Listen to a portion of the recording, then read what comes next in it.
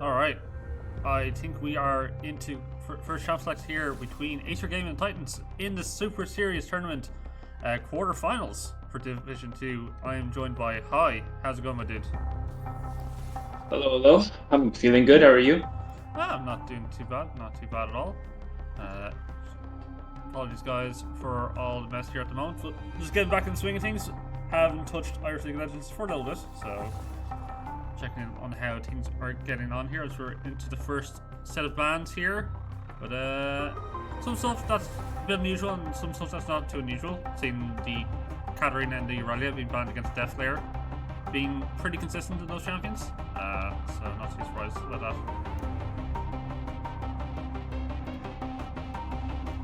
Yeah. Seraphine and Victor. Pretty standard bans. Victor, of course, taken away from Hawkins. And I think Seraphine's taken away from Red Panda. It's a very wheelchair-y pick for anyone. That's not for him. I'm not trying to flame him. It's just saying, that Seraphine is just that easy of a champion to execute. Oh yeah, for sure. And she's a little bit flexible too. Like you can still play her in mid, you can still play her in support or AD carry, depending on what you want to do. Unlikely that Volta next would do that though, or Hawkins. So it is, as I say, most likely a Red Panda ban. Do you see the Volibear locked in very early on? This is a bit of a flex, as Esperboss has been known to play a bit of volley top in this day. But also Emmett, I'm pretty sure can that champion. It's very good early ganking jungler. And it looks like the side of Aesir want to answer with the Ezreal pick here. Yeah, I think they're just trying to take that Volibear away from Slinny. I think he's played it a lot during the group stages as well as playoffs. It's a very like you said, it's a very easy pick as well.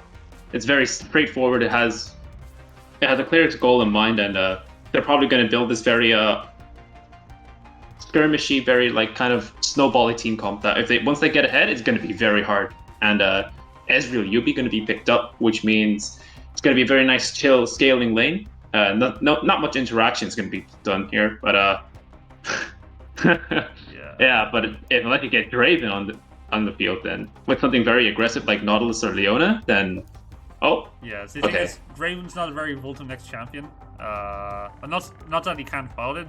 It's just I've rarely ever seen him actually play the champion. So this makes a lot more sense to me. Red Panda on an Enchanter with a Kog'Maw hyperscaling. I think that makes a lot more sense for them. Yeah. Kog'Maw Lulu versus Ezreal Yuumi, and they're even with Yuumi sitting on Ezreal, it's like that lane is going to be eventually outscaled by level 6, and when Kog'Maw gets Berserker Greaves and that Hearthbound Axe thing, it's going to be hard for them to play that lane in bot lane. But Zac being picked up, it's not bad into Lulu Kog'Maw, but the potential havoc that Zac can do in the team fight, especially against these front to back kind of style team comps, is really good. They just need to draft a certain kind of mid and top that can synergize well with that kind of engage that Zac can pull off. Yeah. We'll see now what they decide to end up focusing on the bans. More of Esperboss's champion pool being locked away here, so that his signature Fiora being taken off the table here. Meanwhile, Akali, so another Death Layer champion, taken off the board. Obviously, Akali, very, very strong at the moment. Here all the time in pro play, popping off, and that's because there's just a lot of squishy champions, right? There's not an awful lot of tanks being played in the game at the moment. Zac and Volibear withstanding here, but yeah, not too surprised to see that being taken away. I'm wondering what Aesir want to focus on next, and why is Spotify stopping the play all the time? That's quite annoying. Well, I'm sure Spotify will get its shit together. But in the meantime, Silas has been banned away from Hawkins, I believe. It's a very nice champ, especially if he gets access to Zac ult, because he always gets into the middle of the fights. So he is going to get very good value out of that ulti, as well as any potential ulti that Deathflare or Bucko may have on their champions. Interestingly enough, Mordekaiser is banned away, so I do believe champs like Camille is open. Of course, it's not good blind, but they now have to see which lane they're going to blind, and I think Lucian is going to be for mid lane, so Deathflare is going to get his pick first. Yeah, I think that makes sense.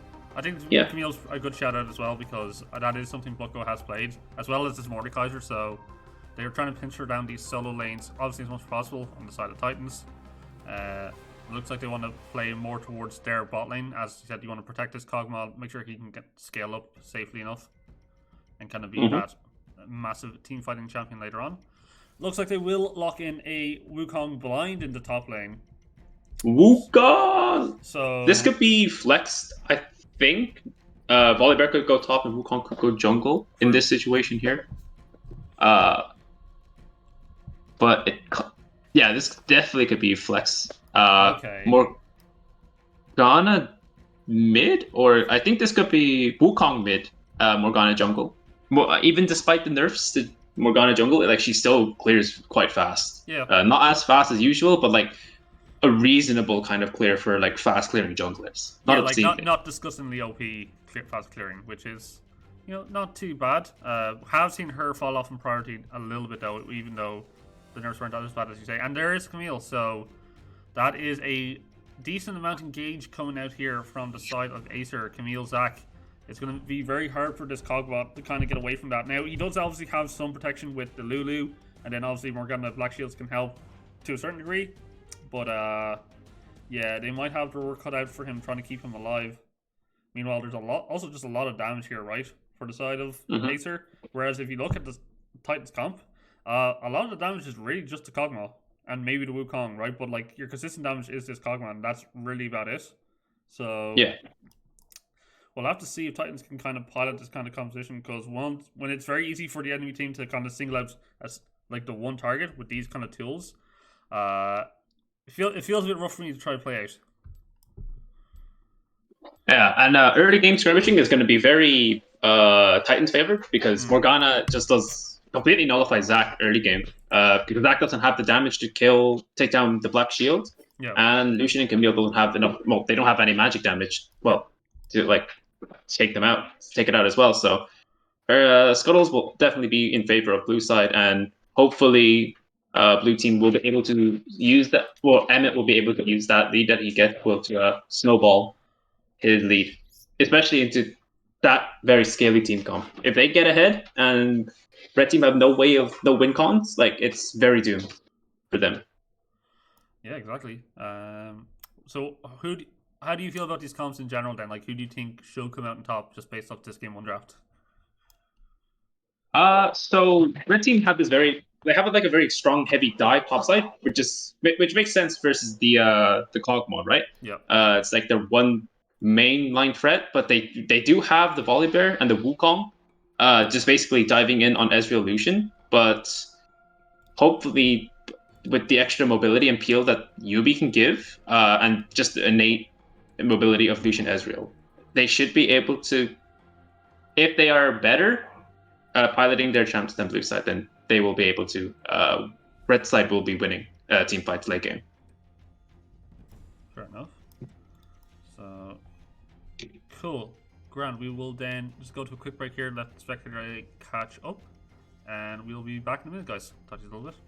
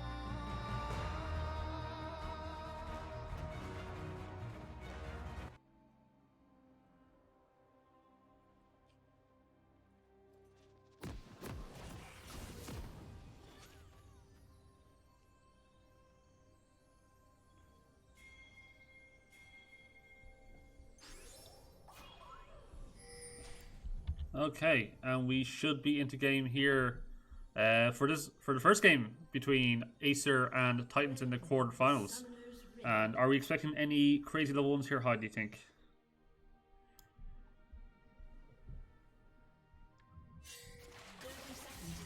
Oh, it is going to happen here, although Emmett, getting caught out on the Morgana of all things, is forced to flash out early. Not the biggest flash or summoner to be taken away in the early game, so Titans aren't going to feel that one too much, but still, nice early aggression coming out here from Acer.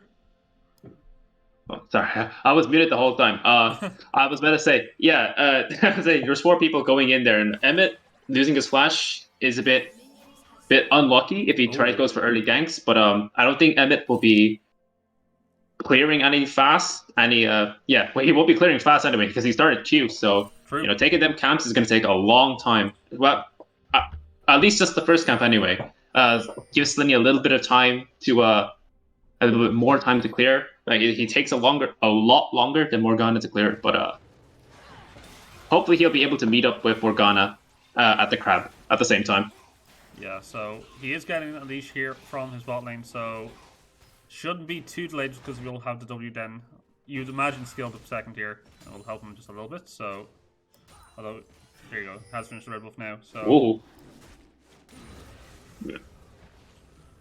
But so early game. So we talked about like how the Morgana should definitely have the early tempo in terms of being able to take crabs and be able to pressure out lanes. But what about the actual lane matchups themselves? So when you look at like Death Slayer here on this Lucian versus Hawkins Wukong, to me it would appear that it'd be kind of pretty rough for a melee matchup early on into the game. Honestly, top lane is just going to be very hard for Camille early game. Yeah. Because Volibear does have that innate kit counter into Camille.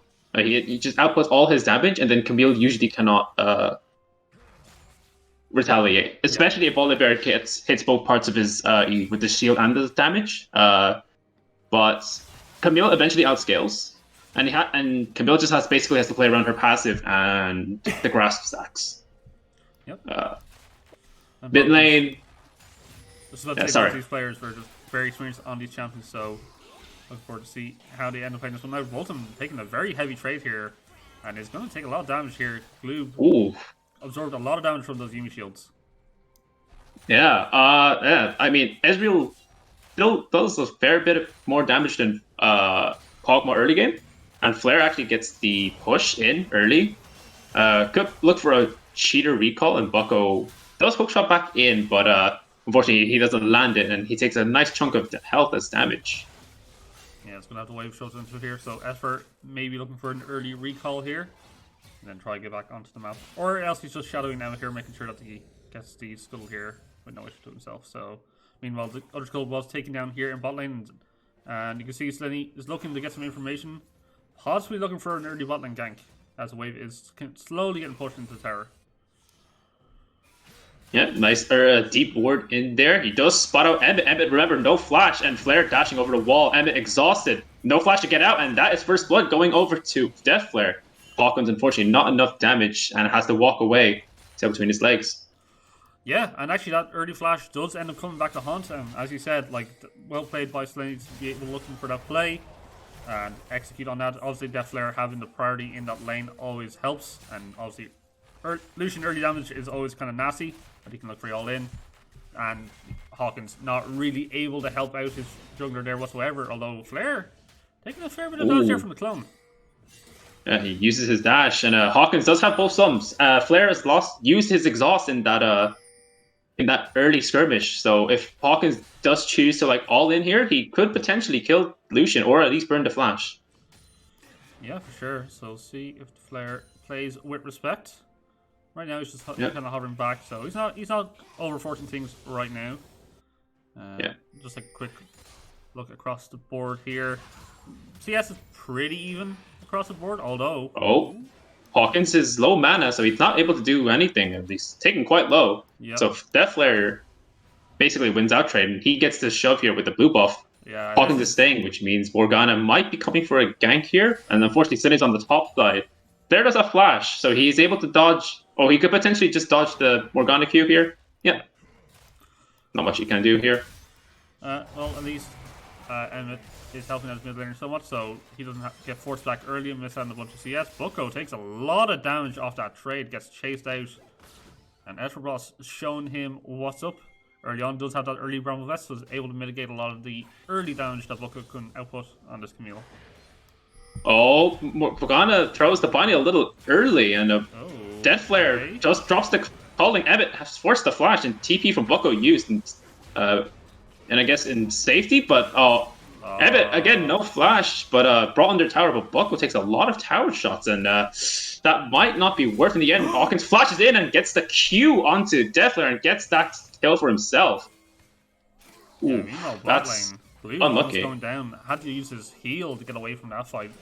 All some are still available here to Volt next Red Panda, so they've got the advantage in the push, but as you said, bit of overcommitment there from Death Flare. Ends up going down for the troubles. Nice pick up there for Hawkins on the Wukong. Does have the wave frozen in front of the tower, so can recall here now and should be feeling pretty good about that. Yeah, it's just they overstayed their welcome just a little bit too much. It was a bit weird from Emmett making that play. Esper Boss as well, actually taking quite low, taking a few tower shots because of that Bramble Vest, and but in the end, Esper I think got a plate and denied Bucko about 2 waves of CS, so he's going to be very ahead in terms of golden XP. Yeah, for sure. And so Esper Boss does get off that recall, does have TP available if he wants to get back to lane, but I think he's happy enough to walk back because the wave's not being shoved in fast enough. So he's still going to have TP available to make a play across the map if he so wants. Bucko does not have that, and there's still TP available on that team as well. So we'll see if Titans want to try to leverage that advantage at all. There is a dragon available, although Slenny is hovering, maybe looking for to counter this all in. Yeah, Gloob's bait is a bit too obvious, I think, and I think he might have been spotted there. Emmett now level 6 as well as the Zac, so bot lane scuffle could be happening soon. Hawkins, nice chunk of damage on the Death Flare. Wave is pushing in, but we do see Bucko on the back trying to do. There's another 3-man mid lane, and Hawkins has no flash to get out of this one.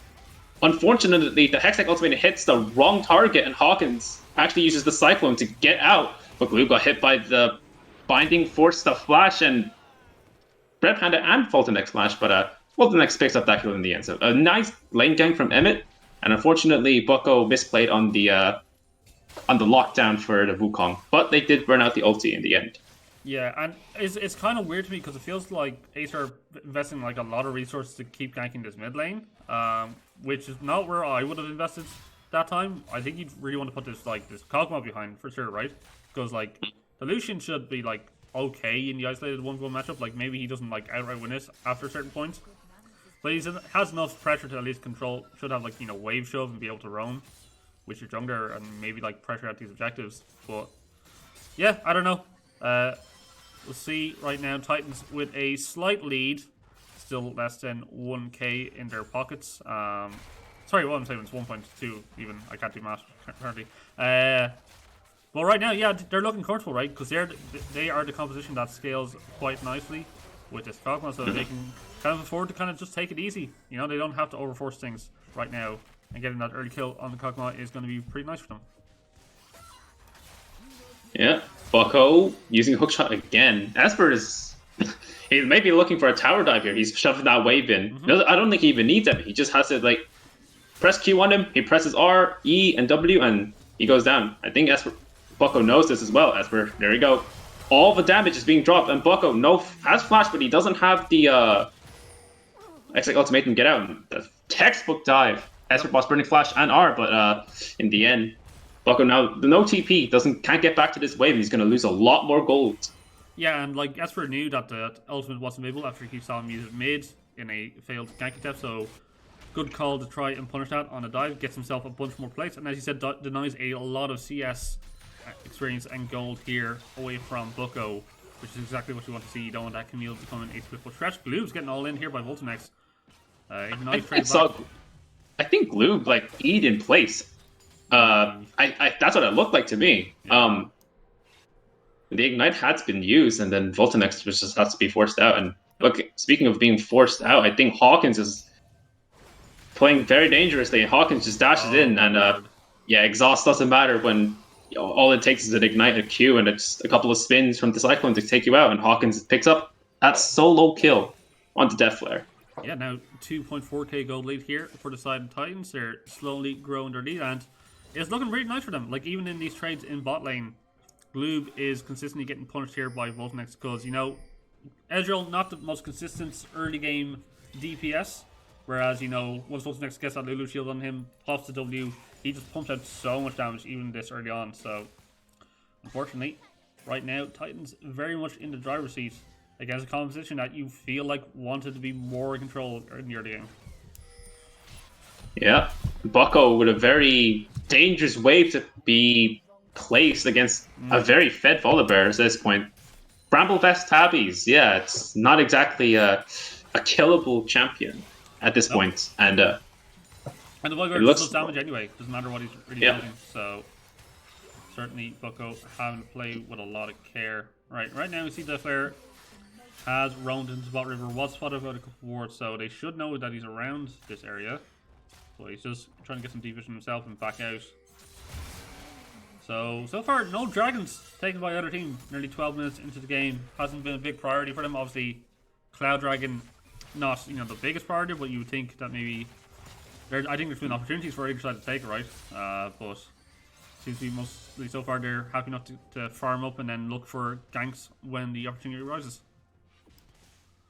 Yeah, Esper basically keeping Bucko under his tower, and he knows that the jungler isn't topside, so he can just really just do this, deny Bucko as much CS as possible. Yep. And in the bot side, Emmet does have the Herald, and he drops it, and he might be looking to go with drop. Oh, nice engagement, slide, double knockup.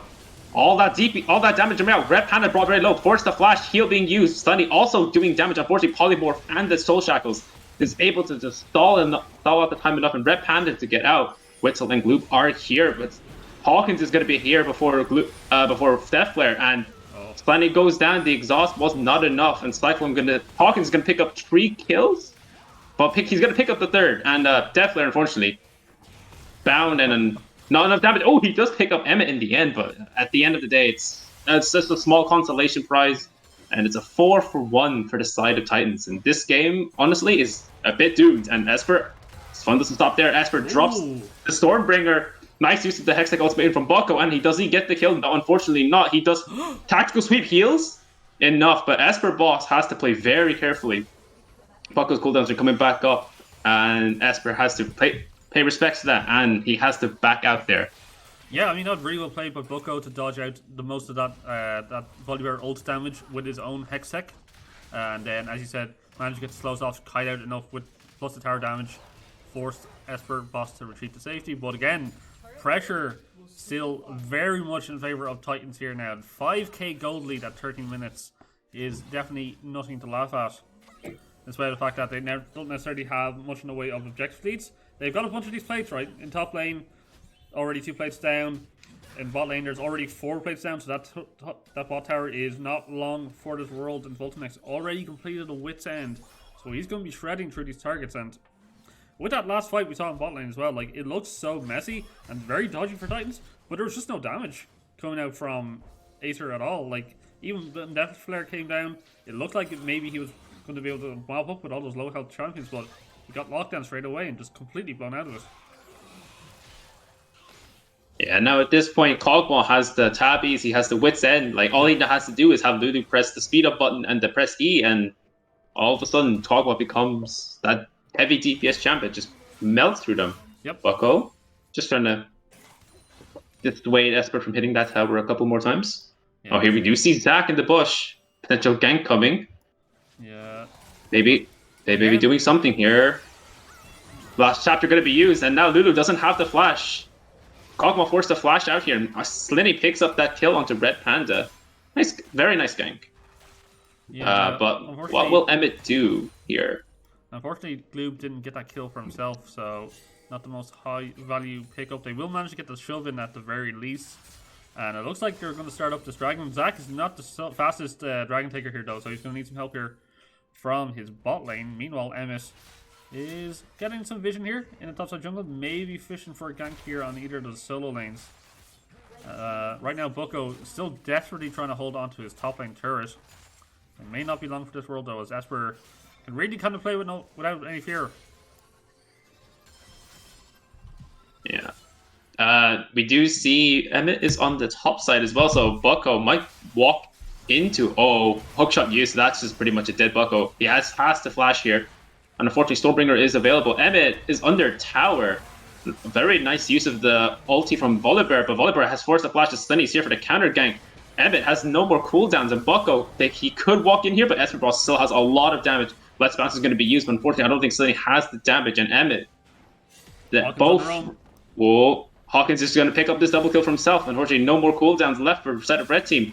Hawkins actually cancels the slingshot, and Hawkins picks up that double kill on the Wukong. Oh, he's so strong on the Wukong now as well. 5-0 and 2 already. Divine Sunder done. He's recalling. He's going to spend a lot more gold. So, yeah, picks up. Looks like the components for. Actually, I don't know. He's going for the Death Dance. I'm not too sure there. That's a Black Cleaver build, I think. Cleaver. Yeah, sorry, yeah. Yeah. So he's going to be shredding through those targets with those cyclones, as he already is doing. Meanwhile, Voltanex maybe flare. Here. Red Panda does have flash, but Voltanex doesn't. Voltanex is actually sped up with the Whimsy, and Red Panda does have flash to get out. Calling going to be used.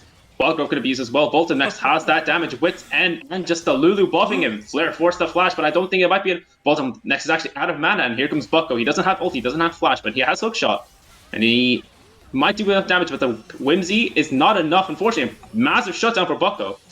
And that is a very nice roam from TP from Bucko there. Unfortunately, it does mean that the Herald does go over to blue side, and that both mid and top tower are down. Yeah, both solo lane turrets going down, plus the Herald, as you say. So Titan still trading across the map, although a big... I see a TP. I see a TP from Esper. Never mind, he's already there. There was just a ping. Esper has no flash, no R, and Bucko can just probably walk out of this one. Hawkins does have Cyclone available now.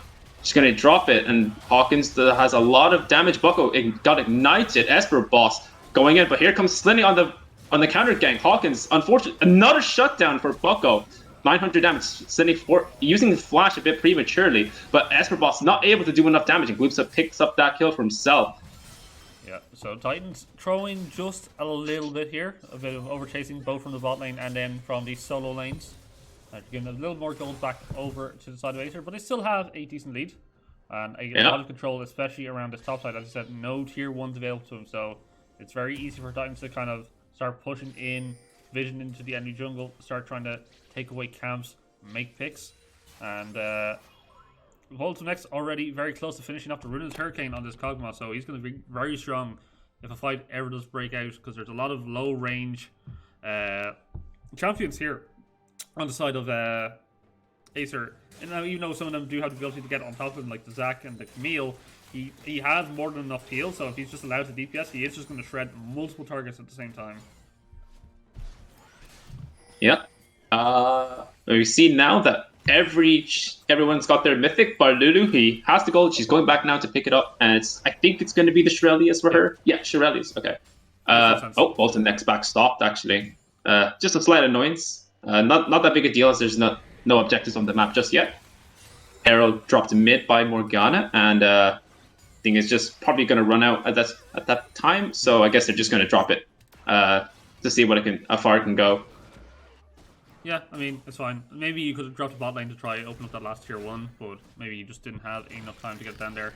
But honestly, not too concerning if you're Titans, because they have priority in so many of their lanes now. The Death Layer is up in top lane, and no TP available to him, even with a Dragon that's going to be spawning in the next 40 seconds. He's already starting to book it down now, or maybe even get a recall off. He's not going to be... I don't think he's going to be there in time to even try to test this rest of the team.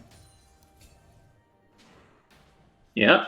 Blue team are all bot side, so they are just gonna get that vision on the dragon pit. Okay. Emmett standing in a bush. Then he does get caught out. He does have the passive, and Yuumi is here. Nice bit of damage from last chapter. Slinny dumping in Soul Shackles, and the Zonja is actually really good from Emmett, preventing Slinny from getting that Q from proccing. And Hawkins is here on the backside. Cyclone Gloom did drop it. The clone was exhausted and suddenly, unfortunately, is going down. Gloom is by himself with Witsable. I don't think it's going to be enough. Bucko is being run down by 4 members of blue team. And unfortunately, Slinny got caught, and there was a really nice play from Emmett getting the stopwatch, so it kind of nullified any potential engage from Voltanex. Oh, sorry, from the Zac, and then Voltanex basically cleaned up the fight from there. Yeah, it looked dodgy for a second, honestly, because I really thought tides were a little too split up for that to make that play happen, but ultimately the scrap did end up working in their favor. They're going to get themselves this mid priority, and they're going to grab the spot here too. Although Bucko missing hook shot and forced to flash out, but I think Esperboss has the Stormbringer to run him down.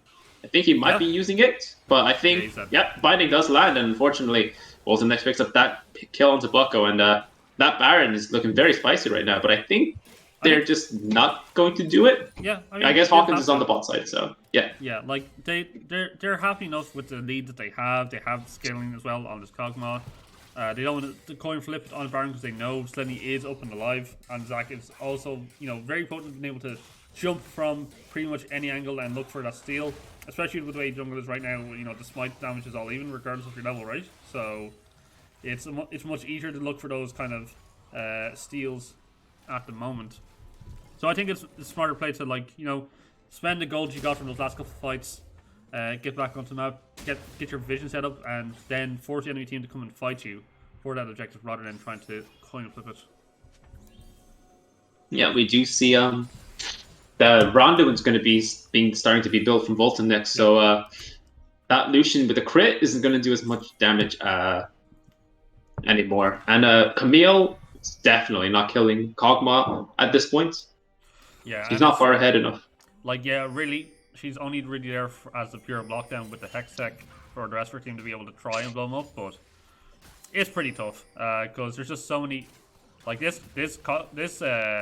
Wukong in particular, Hawkins is very accelerated on his champion. He's doing a lot of damage on his own on the backline, so even if you're trying to burst down Voltanex, your own backline is just getting assassinated here by the Wukong and the Cyclones that are coming through. Voltanex looking for a play here though. Then he is here. Flash Chapter going to be used, and Voltanex is a bit split. He is forced to flash, but Red Panda manages to walk out with his life, and unfortunately Deathflare goes a little bit too far. Bucko is on the back, but unfortunately he doesn't have anything, no team to back him up, and the Polymorph just basically means he's just walking slowly towards his death. Red Panda brought very low from the True Shot Barrage, but unfortunately that is a 5-for-2 for the side of Titans. Yeah, for sure, and this is probably an angle where you can start at least looking to pressure this Baron. You've got a bunch of vision control here behind the pit. There is still the danger of Zac looking for the split, but they're still sitting on the ward, so they do know that they're actually not fully on it. Yeah, but Voltanex just doing so much. Well, I mean, once someone else tanks it, he's going to do a lot of damage. Red Panda heals to just for safety, and then he is here with the Yuumi on top. Unfortunately, Yuumi doesn't have the ultimate peel, but then he does have Flash and Smite, so he could potentially steal it if he gets in there. No, unfortunately, he doesn't have eyes on the health bar, and I think that Nash is going to go straight to blue side. Yeah, no, Hawkins was just acting as a pure guardian there, was not going to allow Slinny any chance to try and slingshot towards that pit. Would have gone straight in with the E Cyclone, although actually he didn't have it available, so Mayhaps Slinny could have actually tried to force it and try to maybe get this, at least, get something back for his team, because I don't know, it's looking pretty rough. Your team's falling very far behind against a comp that kind of just scales better than you overall. Your only real chance, I felt like maybe in the late game, was if Camille got far enough ahead and she could be like a split push threat that maybe the enemy team can't really answer. But Bucko has suffered a lot from this laning phase, and even if he tried to split push, I think Hawkins is more than a match right now in the 1v1. So, or even Esper, right? I don't think he's necessarily even fallen off in that regard. It's just super hard to kill this Volibear. So we'll see now. Can Aesir find a way to make a fight work? They still have that Yuumi to try and supercharge somebody in the fight, but hasn't been super effective thus far. And Titans, pretty much with all the gold in their pockets, have so much control on the map. Yeah, they're just going to start setting up for that first Infernal Drake for them. I don't think this game is going to last those soul points. I think blue team is just going to find one nice fight, and they're just going to basically win the game off that. Yep, more or less. Red Bull picked up here by Voltimex. They're still trying to get priority here in all these lanes. They want to just get this as a clean and quick dragon take for themselves. Mayhap's not even waiting around for it. It looks like they're trying to just push super hard now. Maybe we can open some tier 2s. Oh, Flair walking into the Wukong, and Ignite going to be dropped. He is flashing, but Wukong flashes after as well. A little bit of extra boosty for that Cyclone gives, and last chapter going to be used. Unfortunately, there's a slight miscommunication from the bot laners as they didn't know as to whether or not they were going in or not. Bucko, hookshot doesn't let him go over the wall, and now he just has to cut out Esper. But I don't think Esper is going to fight. Oh, he does drop all the spells now. Esper is going to be 1v2'd, and a lot of damage from that precision protocol. Ult's going to be dropped. He does have to flash to get out, but unfortunately, he's just going to... He knows when he's dead, and that kill is going to go over to Glue. Yeah, so it should be a tier 2 answer here in the mid lane. A lot of tools were used to take down Esper boss there, 2 ultis from the side of Aesir. So you feel like Voltinex is really not in much trouble here as he chunks out Bucko so hard. They're looking to push into the base here, but this is a bit far up. Yeah, we do have Slenny on the side here. They do have Black Shield, but we'll see what they can do here. Slenny does cancel the slingshot. They are walking into Zac, but unfortunately it's a little while before Zac gets his E again. He doesn't have R, so we'll see what Red Team decide to do. Slingshot going to be used. Red Panda flashing out, and Voltimex doing so much damage with that Black Shield, and that picks the 5th. Blue is going to be a Barretto. He actually might go down. Flash doesn't matter. Heal doesn't matter either. Yep. And Voltimex basically powered up by his 2 sugar daddies. It just gets that just runs down Blue, and that's the power of Kog'Maw. Yep.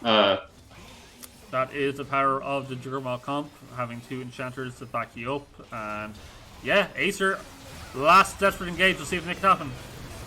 Oh, Exhaust going to be dropped. A lot of damage from the Let's Bounce, and Bucko's going to be bought very low, and Emmett picks up that kill for himself. Culling going to be dropped. I don't know if Deathler has enough damage. Esper TPing in. Voltimex picks up that kill on Slinny, and Esper is just going to walk at the towers menacingly, and Flare is the last man standing. Emmett fail flashing once again. Voltimex goes under, does go down, and Red Panda brought very low, and Glue does pick up that kill, but at the end of the game, the game is over. Yeah, Blue team winning. That is for certain a Blue team win as we get... Let me just switch over here to... There we go. I'll take a quick look here at the graphs and see. Well, inevitably, Kog'Maw pumping out a lot of damage. Not really too surprised about that. Mm-hmm. When you have 2 enchanters on your team to kind of back you up and you don't really get punished enough in your game, this tends to happen. But yeah, solid game from Titans here. And I kind of liked the plan from Aesir. Like, they kind of picked this more early oriented comp to try and punish what felt like a 1-track comp coming out from Titans, but they didn't really execute it on it all that well. So maybe back to the drawing board on that one and see if maybe they can rethink about what they want to do with that. But yeah, I mean, solid game. Not really much else to say. Yeah, I mean, the comp is a bit from Red Team is a bit yikes. It's just once they fell behind, there's not much damage they could have done. Yeah. I guess I think at this point, if they want to try that kind of dive heavy comp again, they need to fully commit. They need to do what CLG did this weekend. They have to They need to get a Gallia. They got to get a Rakan, Callista, or something of that goes in all the time. Or a Vi, mayhaps. No, Vi sucks. Don't pick Vi. Don't ever pick Vi. Vi didn't make the comp. It was the comp that made Vi. I see. There we go. All right, guys, we will go to a quick break here as we get ready for game 2. We'll be back shortly. Talk to you a little bit.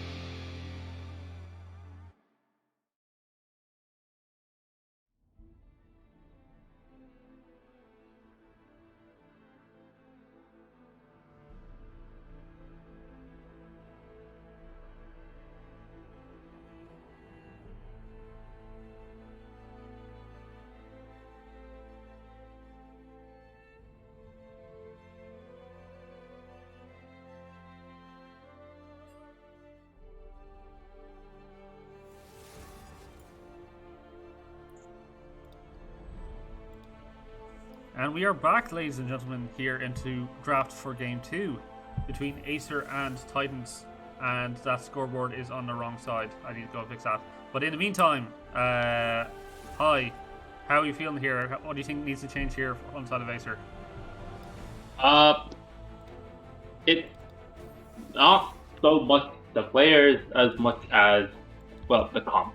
I think, because I don't know what Aesir have that's comfort, but I assume most of them are banned out anyway, so they probably just need to pick one of those classic press R comps, like, tilt the living fuck out of Vulcan next and end it. Make those two like tilt, and like the game is over, basically. Because again, like last game, Vulcan next was like, in theory, they're only like hard carry, but Hawkins unfortunately got so far ahead that he basically 1v9 most of the fights as well, and Emmett did pretty well as well. So maybe ban away the Morgana, take away some of that comfort, that wheelchair prowess that Morgana can provide. Yeah, for sure. And the thing is as well is that like this is a best of 3, so Aesir, this is their last chance pretty much to come back in the series, or else they're just completely out from the quarterfinals and their run is done. So see now, it's similar bans have come through. They did ban the Lulu this time around, so trying to deny Kog'Maw one of those kind of enablers, but still plenty of others available here. The Karma's a big one. I've seen a lot as a kind of flex champion between like mid, support, and top. But they do lock themselves in the Diana for a bit of a change up here, maybe going into jungle. Yeah, this is the start of this is a good sign of things to come. That goes in. That has a nice wombo combo R. We just gotta wait for the rest of Aesir's comp just to pile like a bunch of R's on top of them. And yeah, Varus, you're not gonna. It depends. Okay, so they show the Varus. So obviously champions like Galio, Set, Camille is out as well. Things that can get onto Varus without and kill Varus before Varus can do anything. Essentially, That's what you want to do. Yeah, and this Draven continuing to be hovered here. There's a bit of a meta commentary going on between these two teams. But the Rumble's going to be locked in here. Obviously, very strong jungler. Offers a lot of team fight potential and skirmishing in the early game. Also, just a really fast clear. And also a bit of AP source from the jungle, so you can continue to have Hawkins and Esperos on maybe these more AD focus picks. See what they end up picking in return. So, as you predicted, the dive composition coming through. The Galio picked up here the pair with the Diana. Maybe a little too AP focused overall as a mid jungle duo, you could say. But perhaps won't end up mattering. We'll see what Aesir would lock in next. Nothing wrong with double AP mid and jungle if the rest of your team has a high AD damage threat, such as Draven, which they're probably not going to pick. No, very much doubt it is going to be the Ezreal once again here for Gloob. I think maybe one of his more comfort champions. Apologies if I am incorrect about that, but I think it's also pretty strong in the meta right now. Anyway, right? Regardless, like, you build Divine Sunderer, you build your Mana, you can go that tank item later on, kind of like the Kog'Maw, so you're very hard to kill. So when Ezreal does get ahead, he does look very strong. That is for sure. Silas is going to be locked in here in return, though. So already has some really nice high-value ultimates here with the Galio as well as the Ezreal. That is a lot of damage he can put out, and also a bit of utility to help out his team. Galio could actually be flexed to support here if they don't want it to go against Silas. True.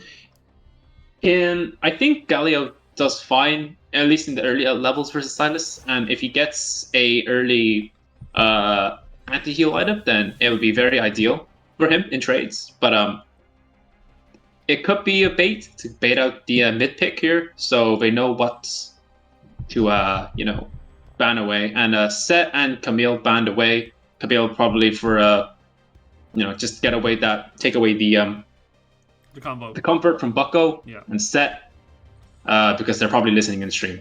Yeah, and also Camille Galio is just like a really easy combo to pull off, right? You lock him down with Hex's ultimate, you Galio ult in on top of it. That's just super easy chain CC engage that you can provide for your team. And as you said, comfort pick for Bucko, so nice to see them take that away. Meanwhile, it looks like they're looking at their ADC options, hovering between the Draven and the Twitch. It's almost certainly not going to be a Draven lock-in here. I'd imagine they're maybe looking at something like a Karma. So I think it's a good pickup. Obviously, she's still very valuable as a support pick. Offers a lot of like lane control, and then with Varus, that's a super amount of poke damage, right? Like that's, and if your Galio is going to be flexing on support, he's going to have a horrible time in there trying to deal with all that. But it really sucked that Mundo got reworked so he doesn't have MR anymore. Yep. Like, looking at both of these comps, Mundo would be so good into both of them because they all have so much AP. Yep. And Thresh going to be picked up. Okay. So Thresh Ezreal against Karma Varus. I mean, it's not much you can really say. It's just it's very Varus Karma favored. Yeah, like I mean, like Thresh Ezreal doesn't really make sense as a duo regardless, right? Because Thresh is more there as an enabler for hyper carries that don't have much mobility, like a Jinx or a Kog'Maw or Aphelios, right? That's kind of like the classic pairing you see in pro play, is like Thresh Aphelios. So I think it's more of comfort, I'd say, for Witzel, as they're just trying to get something together here for game 2. Obviously, Thresh on his own provides a lot of value. He can like provide a lot of disengage with the Flay, with the box, get people out of dodge with the Lantern. But you're not necessarily doing that against this comp that's coming out here from Titans, right? Because they're just poking you for the most part. The only one who's really going in is the Silas, maybe backed up with some Karma shields. We'll see if Esperboss grabs something here to kind of go with him. It is going to be the Wukong. May have some bit of flexibility still going on here. I don't know if Esperboss can pilot the Silas, but I think it might be Silas topside versus that Gnar. Very interesting. So it's going to be Wukong versus Galio, I think, in the mid lane.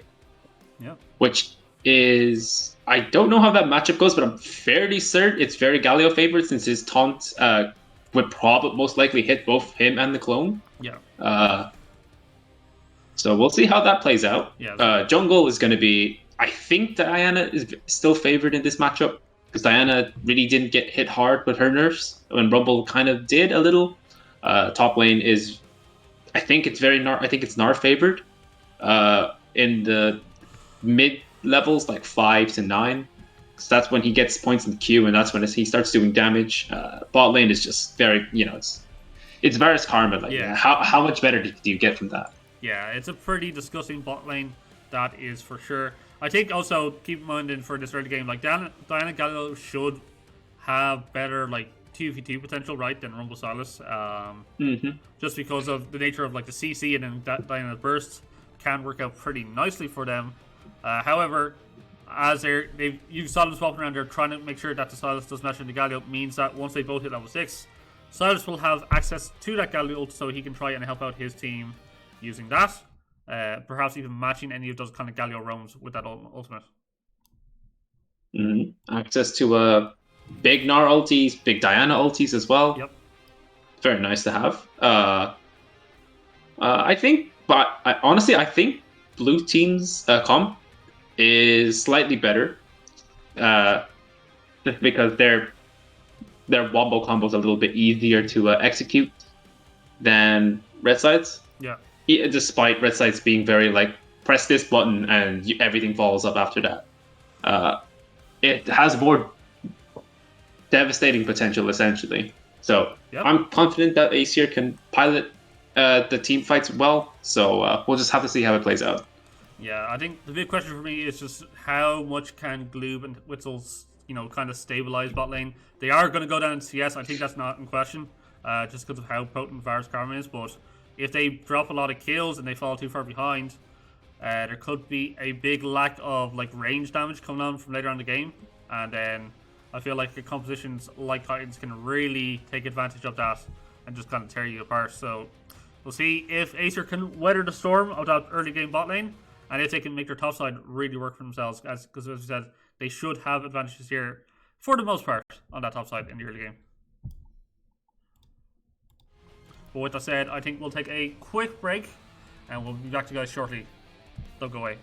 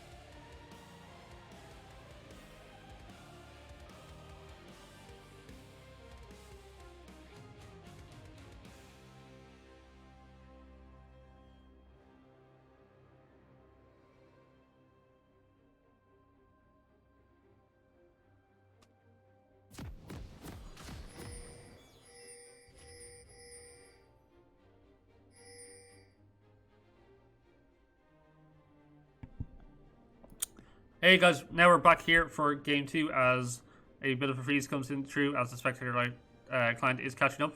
As there was a slight pause as we got into game, but hi, we're looking at these two compositions here. Witzel here on the threat. Do you think there might be any cheeky level ones coming out from Aesir? It could be. I think Red side are pinging to they're either spreading or they could be invading. They are like clumping together, so they might be looking for us. They might be stacking for a potential invade. It is a Galio and a Thresh, but I think they're just gonna spread out a bit weirdly. But they are gonna spot Emmett. So they do know, they recognize the standard spread, but they do that top side entrance is a bit left unguarded. So Esper could potentially walk in for a deep ward if he so wishes, but I think Bucko is just going to walk back there to his post, and nothing is going to happen. Early game is just going to be the laners just staring each other down, get a feel for the enemy, as you so say. Yep, makes sense. Sorry, just getting that under control. Anyway, so standard start here for both junglers. Looks like Slendy's going to start on this top side blue. Maybe get a bit of a leash here from the Gnar and pat down towards bot lane. And looks like maybe he's going to try either help out his bot lane or maybe look for an early kill in the mid lane. We'll see what ends up happening there. Yeah, so both junglers are once again pathing away from each other. So obviously Emmett values the top side a bit more, and I think he's probably going to look for plays with that mid and Thresh early game. Yep. Try to shut down this Karma and Varus, and potentially snowball Gloob. That is certainly a possibility here. But not expecting too much right now. Again, we're probably expecting Varus Karma to be able to get the level 2 early in bot lane and look to start taking control of that lane. Esper looking for some deep trades already here against Gnar. Yeah, Gloob and Witzel get the level 2 first, and both and Red hasn't recognized it, so they just have to back out there. Very nice recognition of the lane state, and now this gives Slinny a lot of free time just to clear her camps and like walk up to this crowd without any issue. The wave is in a okay spot for now for bot side. The wave is going to slowly push in, and by the time Slinny's done his bot side camps, that wave is going to crash in, and I'll be on time just for the crab. Perfect. Yep. Meanwhile, Hawkins does grab himself level 3 there and is looking for trades here against the Galio. As you said, we're not expecting too much very early on. Like, Claire, a bunch of damage. Hog going to be dropped. Aftershock, a lot of damage going to be dropped. Kingslayer going to be used. Hawkins does recognize that Flare has no more cooldowns, but that trade still goes in the favor of Flare with a nice knock-up to start it off. Yeah, for sure. We do expect this matchup to get a bit rougher for the Galio as it goes on, however. Although he will be building things like he can build a bit more defensive minded and still won't affect his damage too much. Meanwhile, Slinny grabbing himself bot scuttle here. Emmett looking up here at top lane. He is warded out though, so he's not really going to be able to get a gank angle off here onto this Gnar. Yep, Slinny is looking to get that gank in the mid lane. I don't know if that ward spotted him or not, but I think it might spot him now as he walks towards his Krugs. Claire has to pay respect to that. He knows that Rumble is on the top crab as he was spotted on that river board. Yep. I'm not sure that top board will actually despawn Esper using the clone to jump in here. Bucko actually, that Flare. Once again, I actually might have been caught out. Flare taking very low, but luckily he's Galio, so a lot of MR early, and yeah, he doesn't go down, but still he's now forced to go out and TP back in. Volton next, and Red Panda a bit precarious position. Nice flash play, and hook lands onto Red Panda. Volton next, the flash available, not going to use. Very nice play from Witzel, getting 2 people with the flay, and a nice hook onto Red Panda. Volton next. Had to pay for the sins of overextending. Nice TP from Flare. Flare going in. Hawkins no mana, but unfortunately the CC doesn't land, and Hawkins just gets to walk away for this one. Yeah, for sure. Really nice play coming out for Witzel, showing his comfort on the champion, making the plays work for his team. So nice early kill here onto the Varus, trying to put him just a little far behind and make the lane phase just a bit easier for themselves. No summoners on the Thresh though, however, so could potentially be punished if Emma decides to visit down into that bot lane. Right now though, he's just kind of happy out, just power farming his own jungle, getting a slight camp lead here over to Diana. Although she'll be happy enough that she managed to get at least one assist in this third game. Yep. Diana got her back off, so she has the Hextech alternator now. So if she is pathing up to the same side as Ebbet, so if they do meet in the river, we're just going to say that Slinny is going to have a slight advantage when it comes to fights at this point. Yep, makes sense. Right now, Volt next, Red Panda just trying to get the wave shoved in. Try to look for maybe another cheater recall as Gloob and Witzel will have to deal with that. Yeah, and right now, honestly, other than that bot lane gank, not really all that much happening here in the early game. It's just mostly people just kind of farming, pinging waves back and forth. Esper... Yeah, Bucko is level 6. He does have access to the Gnar, but Esper is going to quickly just press Cyclone just to get out of there. Hawkins dashing in, Son of Duck landing, the taunt going to drop. Aftershock, all of the combo damage. Hawkins is actually brought very low, but so is Flare. So very even trade. Thankfully, that Oblivion Orb comes into handy, and he doesn't heal as much as he would like to. So then he does get spotted on the ward just in time as well, and thinks he's just going to help Flare shove in that wave and reset. Still does feel like a disgusting amount of healing regardless, because I understand so he kind of just mitigated all the damage coming out from the Galio this early on. Slinny walking in. Fortunately, Emmett is a bit of a greedy boy, and he opts to... Oh, Slinny's walking back in. Is he looking for a fight without Galio? It was very dangerous, to say the least. Yeah. Unfortunately, Emmett pathed the crab away from where the fight was, and a missed opportunity there to burn the flash from Slinny. But still, he gets the crab, so mental victory was won. Yeah, I mean, they maybe weren't too sure where other members of the side from Aesir were, so they didn't want to force the fight too much. And grab themselves the Skull Crab, get out without losing anybody. I think you're going to be happy enough with how that went. Emmet is hanging here on bot side, so potentially looking for a gank here. Has the level 6 available if he wants to throw down. Hawkins does have access to Diana R, so he has a lot more damage in the kit. He is hanging a lot of damage. Hawkins is pretty low. Kingslayer is still healing a lot despite the Oblivion Orb, and Flare does a lot of damage with that extra Winds of War off the back.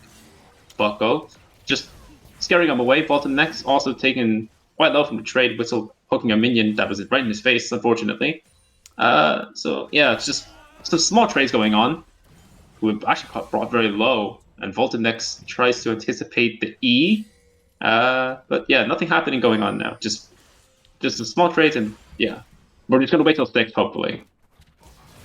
Yeah, for sure. Esper continue to trade up here. Oh, hang on a minute. Yeah, Cyclone going to be dropped. He recognized that Bucko has no Mega, so he's just going to walk away there. He's forced to flash. Yeah, Bucko is now flashless. Luckily, he has CP of his own to get back to lane.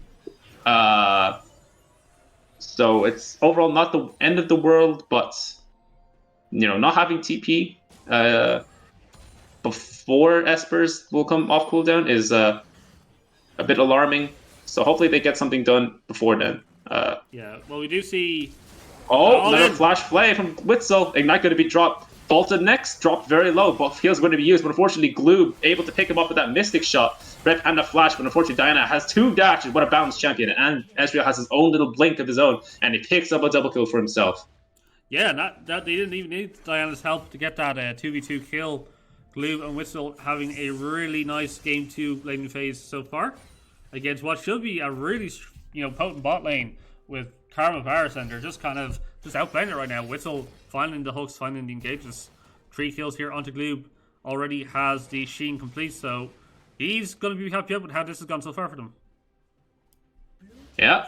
Now that mountain dragons could be very nice if anyone on blue team starts stacking MR. Emmett's going to be brought quite low. Esper is here to cover him, but he does have Galio to back him up.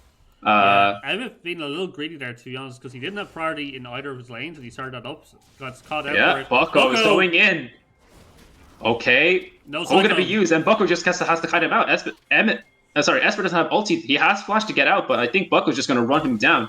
Emmett does have the ulti. Unfortunately, he is just going to go down to Slitty coming in for another counter gank. Flare coming in with the Hero's Entrance, and Gloop actually manages to pick up that snipe from the entire map with the True Shot Barrage. So 4-0 on Ezreal, not what you want, and a lot of money. Sorry, a lot of gold from minions going to be dropped because as Esper is forced to recall here. He does have. Oh, sorry, Hawkins is TPing in to catch that wave. And Gloob is now under tower as Thresh is on his way back. Bolton next does have access to the Chain of Corruption, so he has a peel. He has a peel option and he has an engage option, but I'm not sure if he has damage right now to kill any member of that bot lane. Yeah, exactly. And like, you know, Gloob already has Divine Sunderer. He's doing so much damage with those mystic Look shots. at that! That's half his health. Yeah. Oh my god. Yeah. Okay, yeah. So Yeah. ultimately, you know, what should be like really heavy trade advantage here for the Karma Bars, this is completely gone right now. 4-0, Ezreal, Gloob having a much better game and is showing up right now. And we'll see if Aesir can continue to snowball this. Right now they've got control really kind of just across the map, and it felt like, especially on top lane, it felt like they were just punishing the greed from Titan, especially Emmett. Again, had no business doing that Herald whatsoever. They then tried to turn around the kill onto Bucko, but you saw the collapse come in. All those global ultimates being used. Gloob getting himself another kill off the back of it, and yeah, Aesir really Hawkins? Nice bit of damage. Unfortunately, his out of cooldowns, and Flare has a few cooldowns of his own, but Hawkins might be able to run him down here as his E and his W are coming up. But he just opts against it as he doesn't know whether or not Flare, because he does. I think he gets nails that Flare has flash, but Bucko does a lot of damage as ranged Gnar now at this point. Esper is not having the best of times up in this top lane, as we all know. But Esper is a big not enjoyer of Gnar, so to say. Yeah. Any range champion in top lane, I think he finds pretty atrocious to play against. So, but he's not too far behind now. You know, just he's going to catch most of this wave. He's like an assist down. But TP coming in from Death Flare and maybe a bit miscommunicated there. The wave a little too big there for the side of Aesir's bot lane to really kind of just ignore and look for the all in. So TP is wasted there. But ultimately, they're still comfortable with the lead that they have. 3k gold in their pocket. A lot of it on Gloob. That is the one thing I will say. That if he does die in a fight, that is basically all of Aesir's advantage really just gone. You know, Slitty is going to be decently strong here on this Diana. Does have the character complete. Emmett was fallen ward. I don't think Gloob should die to this gank. Meanwhile, Slitty's going to use the Herald in top lane. Yep. But he just has to walk away here. There's not much he needs to do. But we do see Silas coming up for the top. We might be looking at a 2v2 scuffle. Flare does have access to Hero's Entrance, so he could potentially look for something. Bucko, Mega, unfortunately not able to be used, and now, unfortunately, he's not able to do anything. And Hawkins used that stolen R to get that kill onto Bucko. Unfortunately, that CC led to him not being able to press the R at all. And yeah, it's a bit of a slight misplay from Bucko there. Yeah, does go down for a shuffle, but that was an entire tower picked up in the top lane. So, ultimately, Aesir do maintain their gold lead. Although, nice ultimate from Varus does not pick up the kill. That might be a...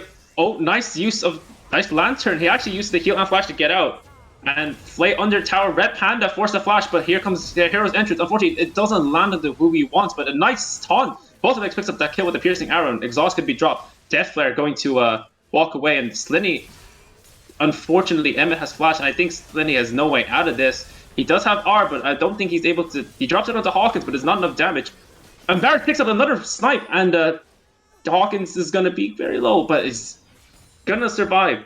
Unfortunately, Slinny picked the wrong target there as Emmett got the flash away, buying him time, making Diana pretty immobile without that flash. And yeah, Voltum next picking up 2 snipes with the piercing arrows. And that gold lead that you said that Gloop had is pretty much nullified. Almost nullified, actually. Yeah, just only a few hundred gold above Voltum next net right now. So and did back for quite a while. So as Raj pointed out in the chat there, he didn't have that tier, so he wasn't stacking this entire time. So the Mermana is going to be delayed by quite a bit. Esper, Buckle lands the Gnar. Yeah, I mean, takes up the. Not just going to happen here. Yeah. He's just Gnaring to get out of the dodge, pick up some more farm. This is going to end up walking away. So we'll see now. Aesir, as you said, Gold Lead shrunk quite a bit here. They do have the push. Maybe they're going to try get some control here around this dragon, accelerate towards that soul win condition. There is an ocean dragon available for them to take. With soul and Flare are just gonna go pick up the vision. Luckily for them, they do have the mana advantage in this, and Esper does have TP, but I think they might just opt against it. He actually is TPing in. Equalizer is going to be dropped, and blue team are very split. This is really good from 3-man ulti from Diana, and a nice big taunt from the follow-up. Steady flashing in. Actually just managed to burn Voltimnex's flash, and Esper boss is going to be hitting that Cyclone. Bucko is going to go Mega. He drops the stun. Unfortunately, it doesn't land. It's all on Gloob now with his damage. He actually Arcane shifts in, kills Voltimnex. That was Prowler's Claw. I was wondering how Voltimnex was able to dash without a flash, but yeah, it was the Prowler's Claw being used, and but that was a lot. That was a really nice engage from Slinny and Flare to follow up there. Gloob also nice arcane. True Shot Barrage doing a lot of work. That was the wombo combo I'm talking about. Yeah, so they still have loads of damage under their belt. Yeah, they did drop a couple kills, but ultimately get 4 kills and a dragon in their favor, so they're going to be pretty happy with how that ended up turning out. Gloob now 6-1-1 on the Ezreal, pumping out a lot of damage when he's just not touched, right? He was able to basically able to free fire that fight because it was so scrappy at the start, and a lot of summoners were used and spells were used to try take down other members here of Aesir. And as you said, Slenny also just had a really nice fight there. Got that 3-man Diana knock up and kind of just did a lot of bursts with Galio to kind of help her out. So yeah, Aesir doing pretty well. Just taking a quick stock here of the map, just trying to see how things are going to go here. Hawkins is continuing to look for these trades, but he's missing a lot of these all-ins. Flare, he does have the taunt, he has the knock-up, and Slenny is here for the backup. Equalizer going to be dropped, very nice amount of damage from Emmett. Unfortunate, and I think Slenny may be able, he's able to walk away as Whistle's here to back up. Well, that was a really nice counter from Emmett, just denied the potential kill on Hawkins there. Oh, very nice hook from Witzel. Exhaust going to be dropped, unfortunately, not enough as Witzel. Oh, Witzel actually. Yeah, sorry. The stopwatch is going to be dropped, and Flare, nice taunt as well. Voltimnex forced to heal. Misses the R, unfortunately, and Bucko, with no Mega, is looking very dangerous. Hawkins actually unable to hit that Gnarl as the Arcane Shift actually was buffered quite well. And that was really well played from Aesir there. It just feels like a lot of overextension from Titans. Like, I don't know why you're clearing out a ward in that bush when you can see multiple members of Aesir across the wall. And they're defending this tier 1 too, so Esper is going to die for his sins as well. He's going to end up going down. Voltimnex was also slain on the back line. And this is disaster. Here comes Emmett. Emmett's just going to get run down. Nice stopwatch. It's not going to do shit. Double kill for Bucko. Yeah. Red Panda, not going to do any damage with that Karma at this point. Like, she's so far behind. Slinny is going to be dropped very low. Very dangerous. No minions. And, yeah, but that's just... It's a disaster for Titans. Yeah, and I'm not really sure what they're doing. Like, yeah, maybe they feel they're falling too far behind, but honestly... Oh, Slinny does a lot of damage. He has an extra dash. The Moonfall could be dropping Slinny. He recognizes that. Hawkins TPing on the back, and I don't think Hawkins is able to kill him. What are they doing? They are tilt playing. They are. That's another kill for Bucko, or I don't know who got it, but another kill for Aesir. I mean, like, yeah, Titans, they weren't really all that far behind, all things considered, but then they just keep making these kind of overforces or mispositions, and then they're just giving more and more gold into the pockets here of Aesir, who, yeah, they're going to be happy with that, right? They've got a composition that can really kind of accelerate this game. You know, Gloob here, 7-1-5 on the Ezreal, doing a lot of damage fights, so is Slinny. And again, when you've got a Galio to kind of back you up for these fights, you're going to be feeling pretty safe about how things are going. So right now, Aesir, 2 dragons up. The next dragon up in 1 minute can get themselves onto the soul point here with an Infernal Soul on the cards. They're going to feel very, very nice about that. Yeah, Infernal Soul is going to be very nice for Diana and Gloob. Yeah. Voltimnex and Red Panda at this point are pretty. Both of Max still has damage. It's just going to be a lot harder for him to output it, especially when Diana gets his Zhonya's. Bucko is basically unkillable in side lane now because he has MR and he doesn't die to Esper anymore. Yep. And Silas, for some reason, has Luden's Echo. Not sure the whole reasoning behind it. I guess he wants it for wave clear and pen, but he's not the only magic source on his team, so it's kind of useless. It's just better opting for that Everfrost. Hawkins picks up the Gnar ulti, so that dragon fight could potentially go in the side of Titan's favor if Hawkins lands a stick 5-man ult. But we're going to see how it plays out. Blue Aesir are already at the pit, establishing vision and dominance. They do have a few wards that they are walking through. Unfortunately, they don't have sweepers to take them out just yet. Yeah. Thing is, I don't know if you can really take this fight if you are Titans, because I think you're just too far behind in terms of gold, right? You're just losing on the fight. Hawkins is getting right out here. Gnar already used. Oh, he's going in by himself. Hawkins, no flash. The Gnar lands, and the buck. Unfortunately, the boulder toss doesn't land. But Hero's Entry is going to be dropped. Emmett is just going to get pinched from all sides, and here comes the Whistle. He could potentially get a hook. He just goes a little bit too far out of his reach, and Emmett gets caught for Hawkins. Hawkins didn't, I guess. Yeah, definitely. Bucko going book while they're nearly getting the 1v2 solo bolo. Ultimately, they did get the kill in the end with a bit of help from his friends. And yeah, Aesir continuing just to control this map. Hawkins is getting poked at super hard. Slitty goes in. Slitty go. Oh, 2-man move fall, and that is a lot of Diana damage. Really well played from Slitty. I think it was blind. I guess he just guessed. It was really well played from Slitty as well. Yeah, I mean, if you're Hawkins and you're Red Panda, you've no business being under this tier 2 when your helpers are that low. When you kind of think about the poke that's still available here to the side of Aesir. So they're going to lose both their tier 2s now in the bot and mid lane. They're going to lose a lot of camps here as well. Aesir really accelerating the pace of this game now. Can look for the resets here and definitely threaten this Baron. Yeah, it's I don't want to jinx it just yet, but I think this game is going over the Aesir's side. Nearly a 10k gold lead. And at least this time the gold is very evenly spread out amongst the team members. So it's not all the eggs in one basket anymore. Yeah, exactly. And again, individual members here, very strong. Gloob on the Ezreal looks like he's trying to rush towards his Sereldas. He's going to be super hard locked down. Still doesn't have the Vermana complete, so that, not getting that early tier definitely hurt him just a little bit in terms of like how much potential damage he could be doing. But it doesn't really matter, right? Because your team's just so far ahead, you're kind of just chilling anyway. So right now you can see they're splitting up the map. Bucko here in the bot lane with TP available. Whistle and Gloob clearing out some vision here in the river. So they're going to try to push this vision line. They want to base Titans into fighting him while they're this far ahead. And if you can get a couple kills, you can definitely translate that into an easy Baron for yourself. Oh, Chain of Corruption, unfortunately.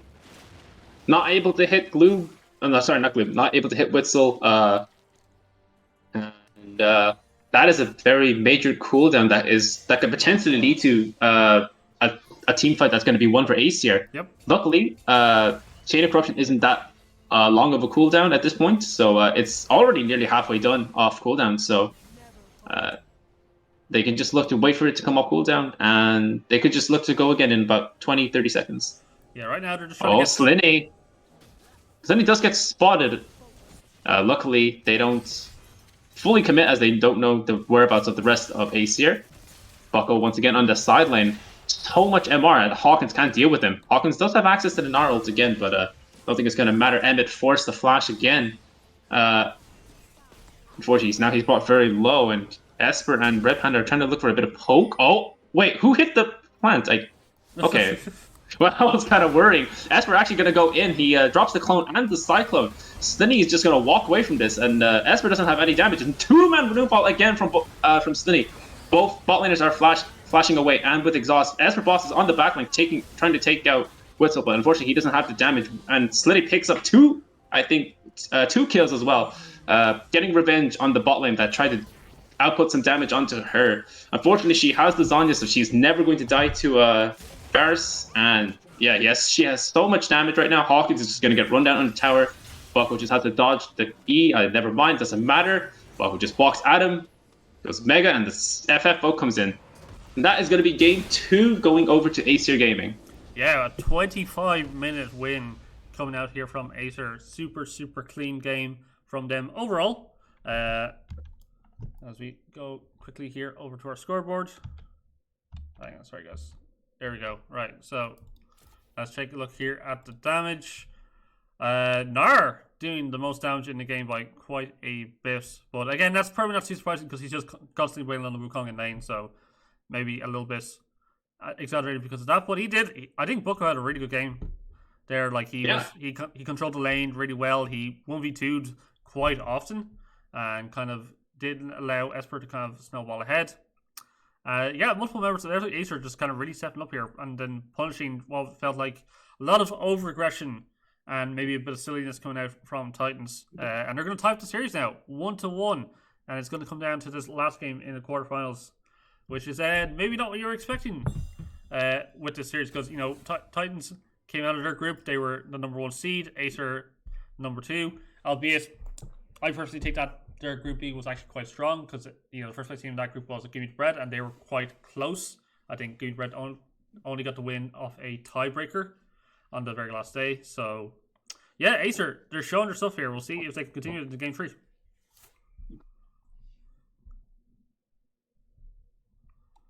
But with that being said, we're going to go to a quick break here as we wait for teams to get ready, and we'll be back to you shortly, guys.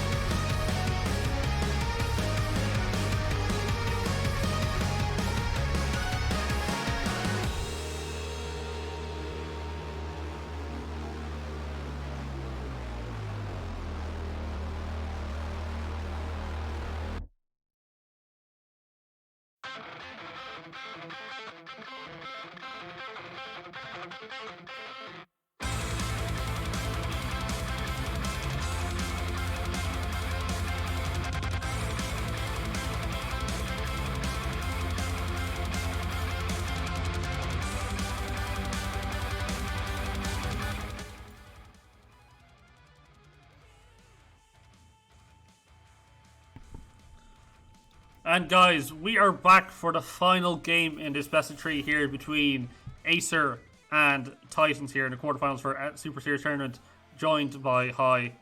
And what are your thoughts coming into this game now? Aesir still here on the blue side, Titans on the red side. Do we see the same draft, or do you think something's going to change?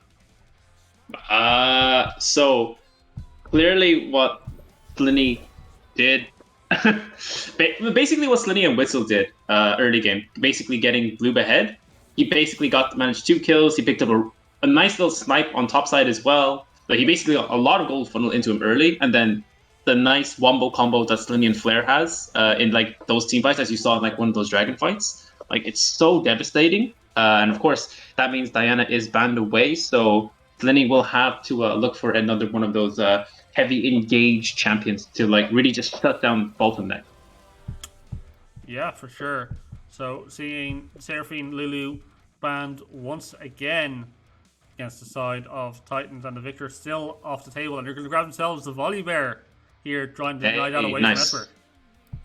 Yeah, that volley bear could potentially go jungle. I'm fairly certain that Slinny plays that more than Bucko does top lane. So Ezreal is going to be picked up in response, of course. Not sure what support will go with it, but it's probably going to be another jungle pick. As we know, Ezreal is very highly contested. I think at this point, Ezreal is the highest presence champion in solo queue now. I mean, crazy. Yeah. But yeah. It's curious because I've also seen him being flexed into mid lane as well in a few games. So competitive ones too, not just solo queue. But it looks like they're going to grab themselves a Morgana once again. More than likely going over to Emmet, but can still be played here bot lane. So still a little bit of a flex for Red Panda right now. Slinny hovering the Ziggs, which has been kind of coming up in the priority quite often more recently. Very strong in the mid lane, can get you a lot of push priority in the lane, and offers you decent AP damage plus a lot of poke. Looks like they can pair that up with a Karma, and Karma also having a lot of priorities in a lot of games that I've been casting recently. Very strong support. Yeah, I think that Ziggs buff was actually quite significant. Yep.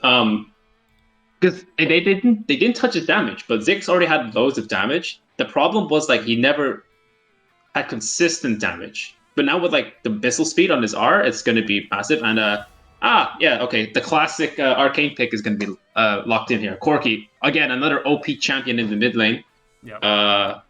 It's going to be, I don't know if Ziggs could be flexed bot lane and mid lane. Yep. I'm not sure how it pairs into Corki, but we'll see later on in the rest of the draft. So, obviously they both skill very well. They're both AP champions. I think Ziggs should have at least better wave control in the early game. But obviously they both scale like monsters and have a lot of poke potential later in the game. Corki obviously being that kind of secondary ADC too can be very valuable in compositions. But right now, neither Ezreal nor Corki has much of a front line to work with. And I can't... So I'm curious what they end up banning. They are going to take with a Rel as a potential front line here for the side of Titans. Let's see if they focus on anything else. Yone Yasuo going to be banned away, I think, from Death Flare.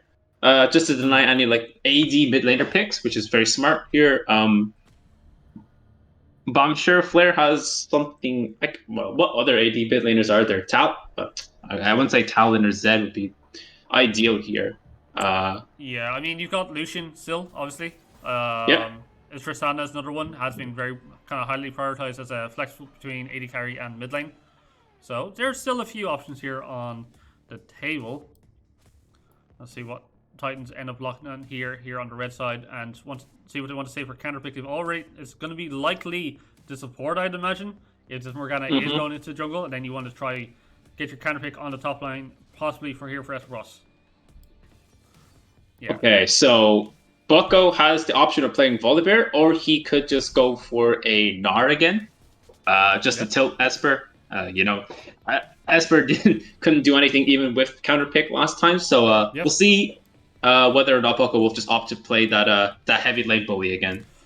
And why not? Like if it worked for you the first time around, we know it is quite common knowledge that Esper does hate against playing those ranged champions in lane, and he's going to be going against it again. We'll see now if he has something else in his pocket to maybe try and punish the Gnar, possibly, but we haven't really been seeing many champions being able to do that. Whistle Halframe set here. I don't imagine this could be locked in here. I think they're going to probably grab themselves an AD carry, something that can go either into mid lane or bot lane, and it could be that Lucian. I think this makes a lot of sense. You can still leave that flexibility here between Karma and Lucian. Sorry, Ziggs Lucian, should say. Yeah. We pretty much know where everyone else is going at this point. And now Esper is gonna think long and hard at the U.GG counters, trying to see what actually beats Gnar that's not Wukong. Yeah, or sure. Maybe it is Wukong and he just needs an actual jungler this game. Yeah, we'll that's see. True. Morgana definitely can be more proactive in your game. He's going to lock into Fiora, the signature pick. He is throwing down the gauntlet. I still think he's going to struggle in the early game, though. I don't think Fiora really likes being poked out by the Gnar. We'll see, though, if he can make it work. Yeah, he's not one of the comfort. Like, he knows the ins and outs of this champion. Like, this is potentially his last game. He wants to go out with a bang. So does Hawkins with that quirky, and this is going to be this is actually a very interesting game. I think this is very blue side. Yeah, this is very Aesir favored, because Lucian is going to go mid versus Corki. That's going to be very just lane bully-ish. Yep. Dig and Karma is just basically is not going to interact with Ezreal Nautilus at all. Yep.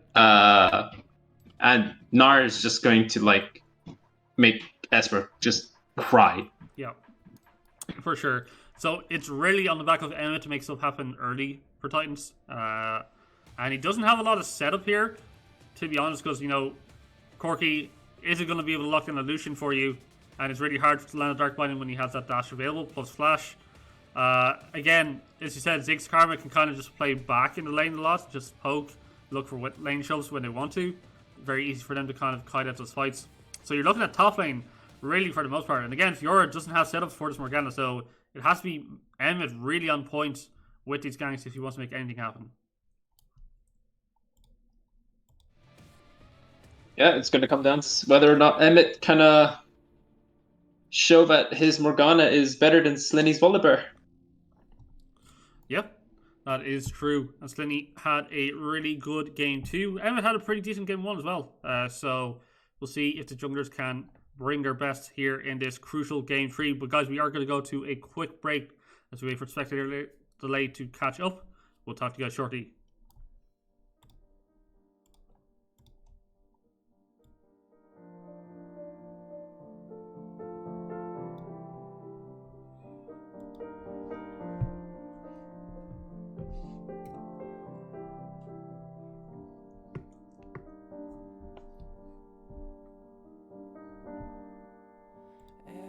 Child in Valorant has heard the tale before about the cursed mommy boy who felt his heart no more. So sad and lorn, the helpless lad, Amumu was his name.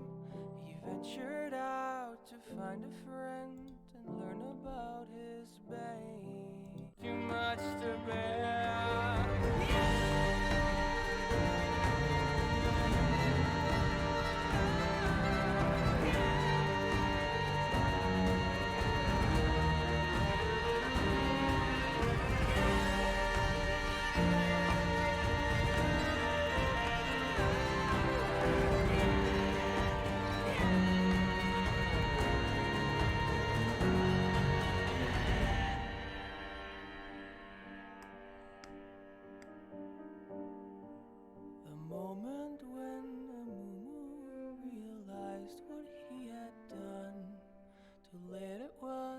For him, for them, the evil curse had won. Anger and the anguish overwhelmed his fragile soul and caused a wicked tantrum that he never could control.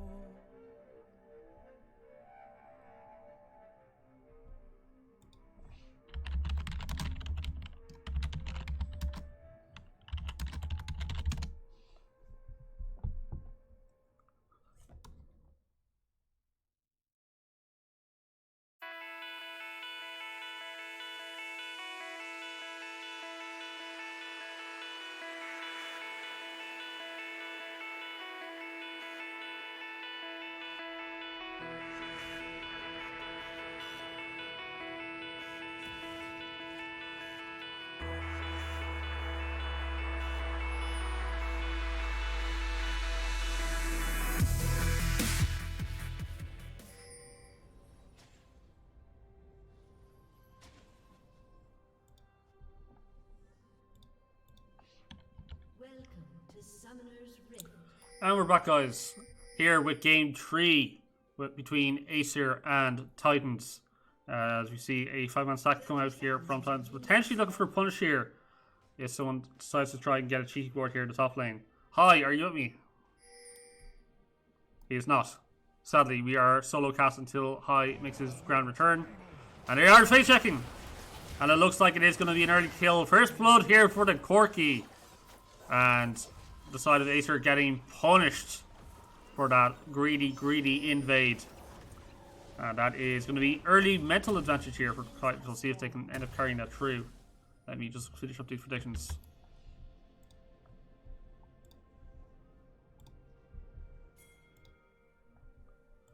Okay, so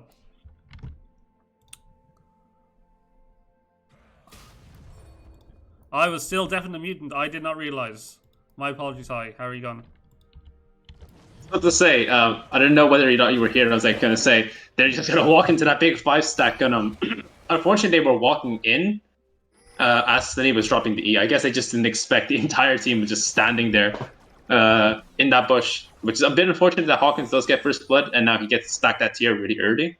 Yep, exactly. So big advantage here to the side of Titans, and only the ignite used by Red Panda, so they lose a little kill pressure in the bot lane, but I don't think they're going to worry too much about that. Yeah, Bucko doing a lot of damage. That range advantage. Ooh. And he takes a return boomerang. That is rough for Esper Boss already. He is going to be so tilted from this laning phase. I can already feel it. We'll see if he can outlast it though and carry through for team. This Fiora really does need to get ahead and become that side lane threat. Otherwise, she does feel just a little bit useless in the game. And yeah, right now Emmett up here in the top lane, just power farming away. It's a little behind on the CS here compared to Slinny, who's already on his Raptors going into his second buff.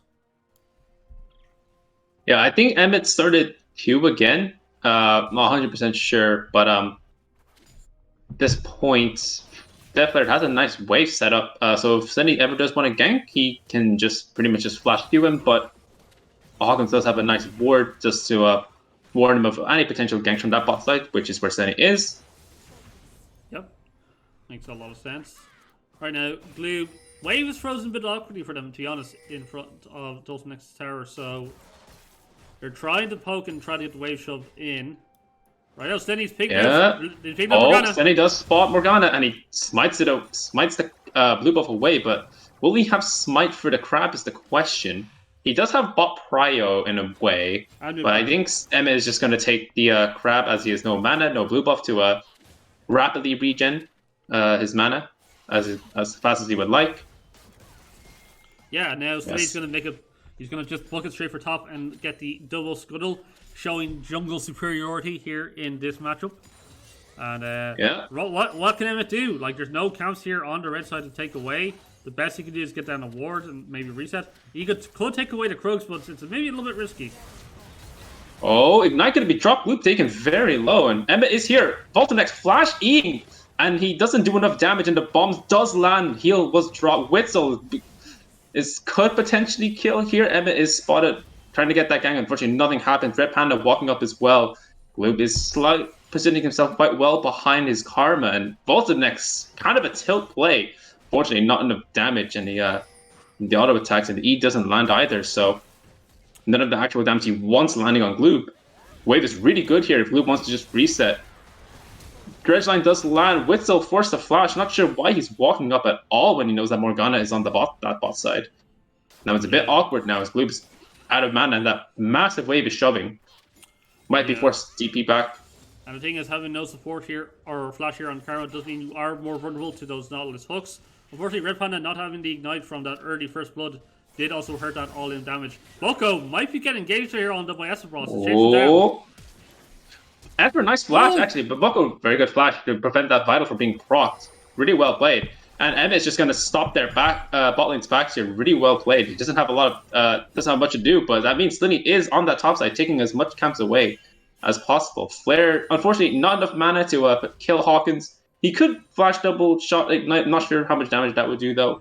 But now here we are, both top laners, both the top and the Ziggs TPing in. Esper, as we all know, no flash, and the parry is also down. Slinny picks up that kill for himself. I would let this... Nah, actually, no. I would shove this in. Never mind. I would say let it freeze, but this is still fine as well. But it is going to force the Esper boss to TP. And Flare, with no TP of his own, is going to be a bit of a dire situation. Esper boss is TPing in, but I think Bucko's just going to stay for this plate. Go Mega. Oh, backstop as well. It's really unfortunate for Death Flare. Yep, for sure. So Bucko stuck around, got the plate and the wave shoved in. Doesn't have TP up himself, so probably that's why they wanted to get the shove in, because then he wouldn't be able to TP back to continue on the push. But yeah, so far, nice controlled game from Aesir, managing to stabilize top lane and not giving away those kills in the bot lane, even though Whistle did almost give over his life. Please check it back into the enemy team. But honestly, it's not looking too bad for them, right? Really, the biggest difference right now is Corki having this level good. Splash hook from Red Panda. Very nice mantra E from Whistle, getting Gloop that speed up. And that flash from Red Panda just doesn't do anything at all. And Flare is just going to get this wave, and Hawkins is actually very close to killing him here. And he's just going to let Death Flare walk away with his life here. Yeah. And he unfortunately has TP. Esper is actually doing a lot of damage. Boomerang doesn't return, and does a lot of damage from his vitals with that Sheen proc as well. Bucko is going Mega soon, so Esper does have to play with respect to that. Slinny, unfortunately, not able to hold that wave, and that's going to crash into the tower. Yeah, so Esper is doing a lot of damage, but honestly, he's not really managed to find a kill angle just yet, and he's down a bunch of CS too. He's looking for the goal though. Grand Challenge going to be dropped, and Bucko just presses E. Yep. Last thing, Unlucky. Titans seem very kind of antsy this game. They're forcing like a lot of fights that they just can't find the all-in on, and right now they're just kind of blowing a lot of tools and not getting anything for it. So it feels kind of rough, even though they're not, neither side really kind of, I think, too concerned about where the goal is at right now. It's quite even. Both these comps have decent scaling on either side, so you're not worried about being outscaled, unlike the previous comps, as we saw. So, this is a slight situation. We do. It is 8 minutes in the game, and we all know what happens at 8 minutes in the game. Bucko, not this though. Bucko going in. Unfortunately, Nard doesn't land full in. That means he's not able to land the wallop. But at 8 minutes, we all hear that one siren, and we all know what's going to happen. So blue side have to pay respects. They can't do anything on the map for a minute. They have to let that Corki package run out, or for him to use it to clear a wave or something. He's not going to get anything else done with it. But yeah, a lot of attention being placed on this bot side now. So I guess Sam has had a nice few stern words with Emmett about camping the fuck out of bot lane when they have no sums. So that did lead to him losing 20. He's down 20 CS right now. In comparison to Volibear, which is kind of not what you want as Morgana, but and they're using this mid prio and bot prio to get themselves the early dragon as well. So it makes a lot of sense. As you mentioned earlier, they have the threat of the package if Aesir tried to respond, so they're not going to even bother. Right now, they're just going to try to pick up waves, and it's only an early cloud dragon. You're not going to be too concerned about giving that one away. And as the package does wear off, and Hawkins doesn't have that ability to play it around with anymore. Yep. Nice, another demolish block for Bucko, another plate for him. Emmett once again just sitting bots. All his topside camps are up, which means, oh, that's unlucky.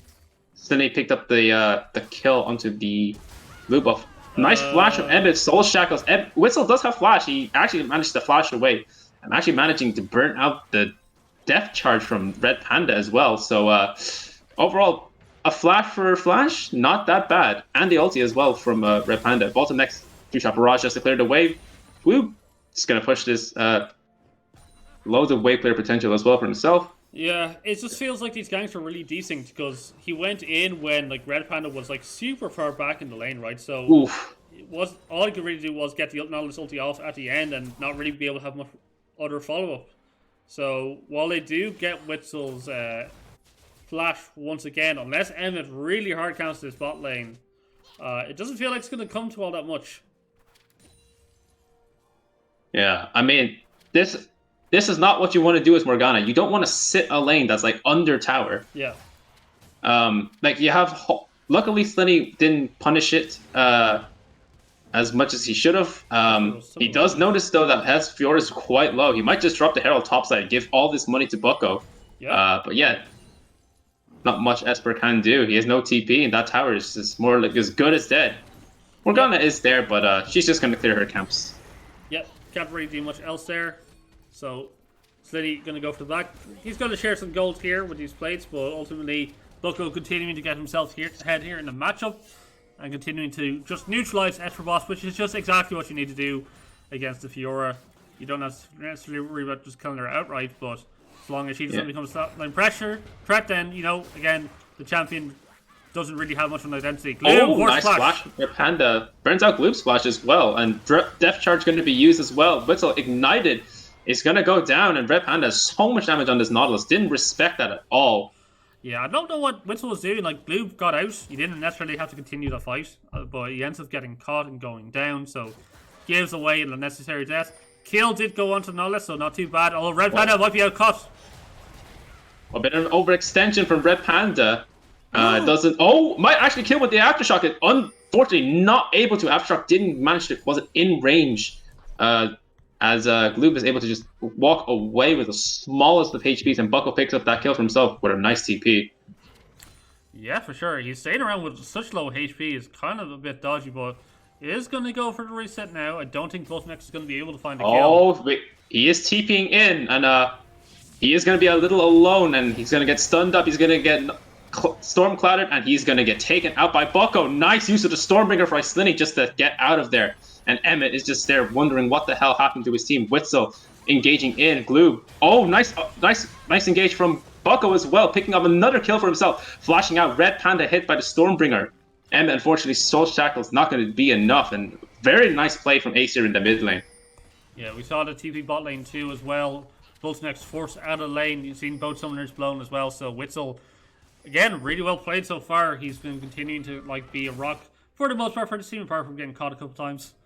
And yeah, Titans feel, even though the gold lead's not that significant, they feel very much on the back foot here because you're just seeing them getting caught out in really weird positions, giving away kills that they don't necessarily need to. Like Hawkins TPing there on the mid lane turret was really unnecessary.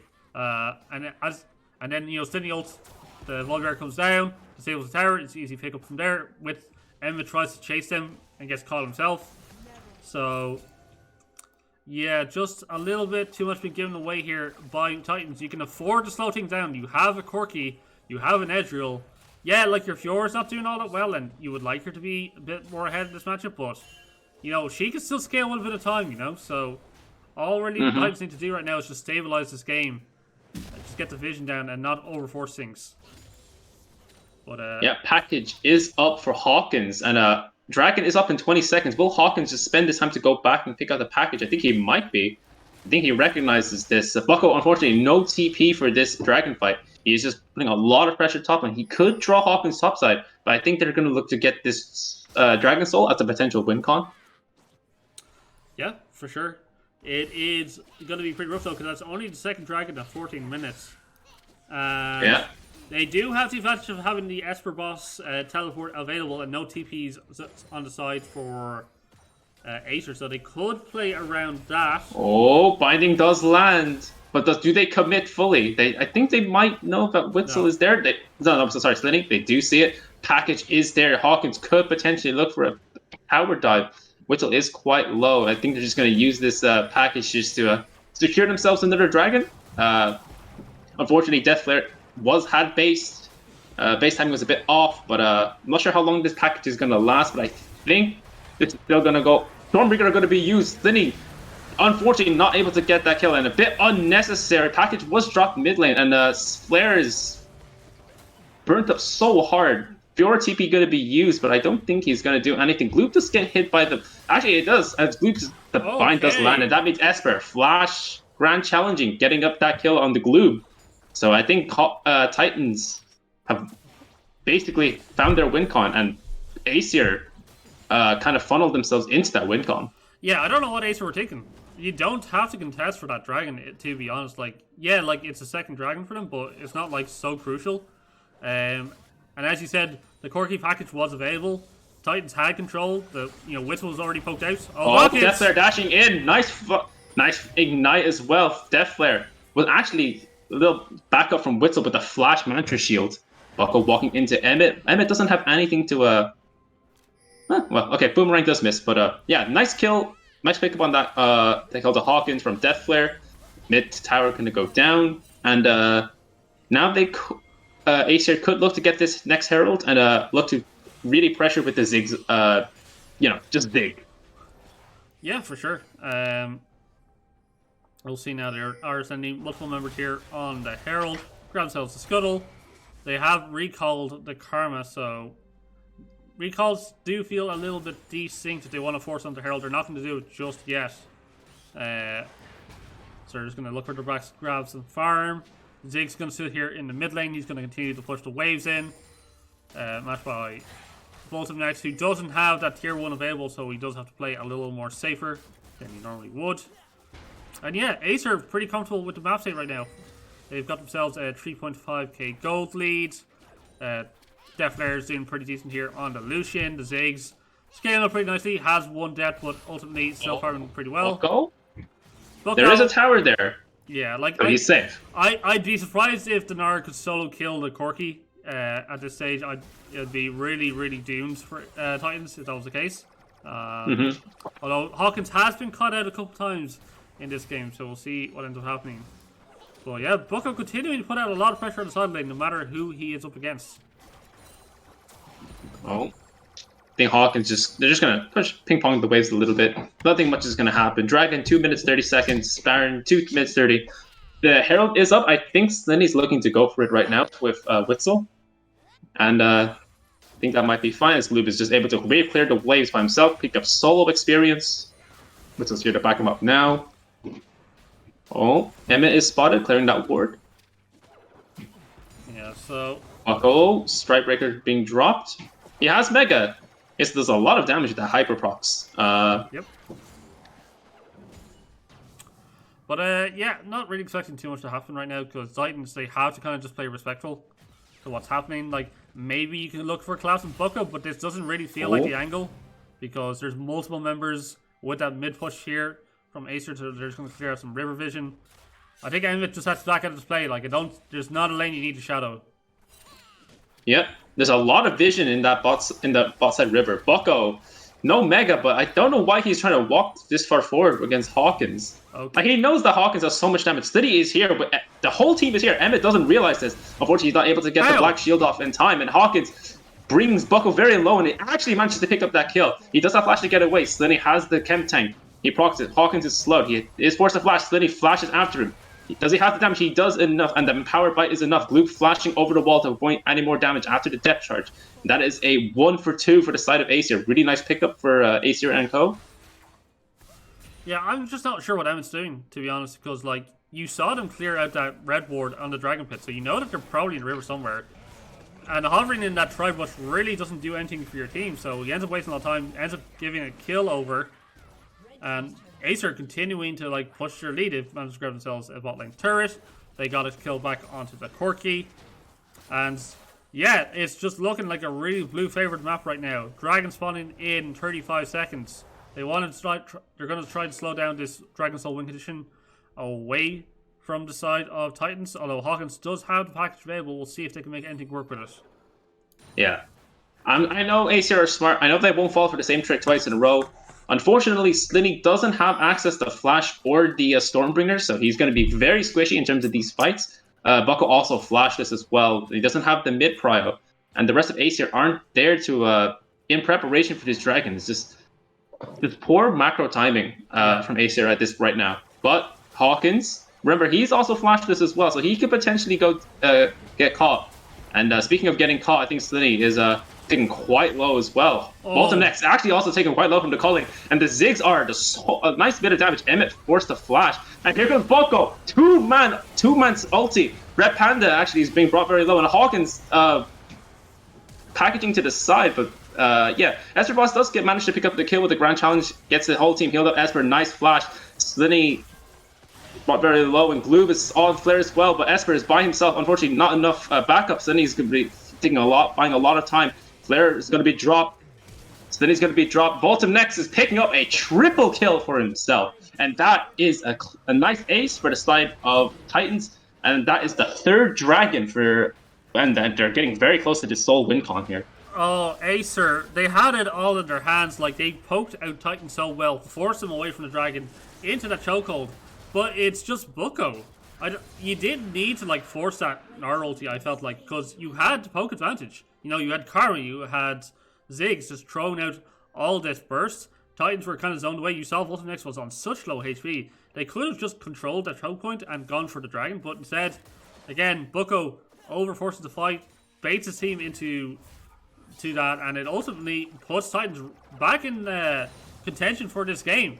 Yeah, they're still down a little bit of gold, but they're on that Mountain Soul point right now. Only need one more to secure themselves the soul, and then it looks a lot better for them in these fights.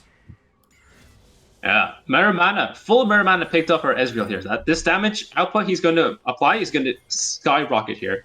Hawkins also very close. I'm very sure he's very close to his Mana Moon as well, about 100 gold away. I think he's going to pick up this Tower. Whistle going to be brought quite low. Emmett and Red Panda both flashless, and they're going to be pincered. Emmett is actually going to live. Soul Shackles is going to drop, and unfortunately, he's not going to do enough damage. Esper does actually quite a bit of damage himself. He might be able to pick up that Grand Challenge kill onto Bucko, and he actually manages to pick it up. Slinny is going to have to run for the hills. Unfortunately, he has no way to get out. He's going to die as well. Bolton next is going to just dash in and pick up that kill for himself. Red Panda, they're just going to look to die. Whistle, no flash. You might see what he has to do here. Nice and powered shield. Flare dashing in. Culling not going to do much. Esper actually brought very low, unfortunately. Not enough damage, and Glue not able to do as much damage as he's hoped as well. What looked like a really nice catch for Aesir turned out really poorly, as Emmett and Red Panda just had so much tankiness, and were able to buy enough time for their team to follow up. Yeah, I mean, like, Emmett definitely kind of trolled, like, fishing for those hooks, ended up giving his life, but in return, his team do manage to pick up a couple of kills in return. Voltum continuing to get more kills onto this Ezreal, already has the 2 items complete with the Divine Sunder and a Mermana. Is going to be really happy with the state of the game right now, because that tick is so strong when it is ahead. We saw it from Gloob in the last game, and when he's allowed to dish out damage, he is dishing it hard.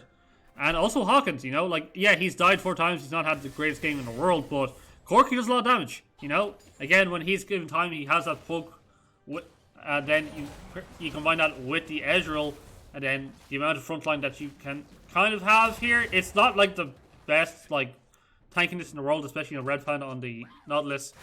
Does feel like he kind of is made of paper the moment that, you know, Aftershock goes down and he doesn't have the W up. But ultimately, they've got mobility, they can kite out these fights, they can do a lot of damage. Yep.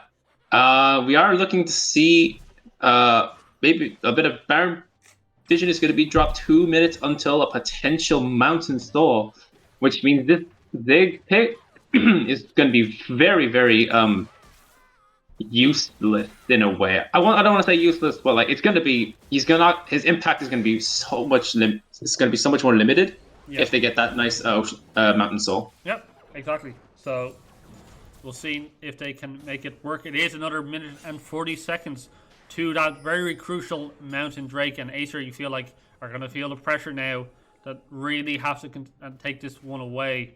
Right now, they're fighting for vision. They're fighting for this river control super hard. You can see them pushing in vision, trying to get wave priority here in the mid and the bot.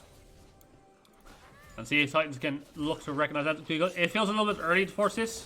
But then again, if you can make an early pick before the dragon, you can definitely put yourself in a good position to win out that fight. So right now, just 9 camps away, getting the wards down. Esper's been left here in the top lane to farm up, and he's going to grab himself this mid tier or this top tier 1. So that's a little more gold back in Titan's pockets. The gold lead has shrunk just a little bit here.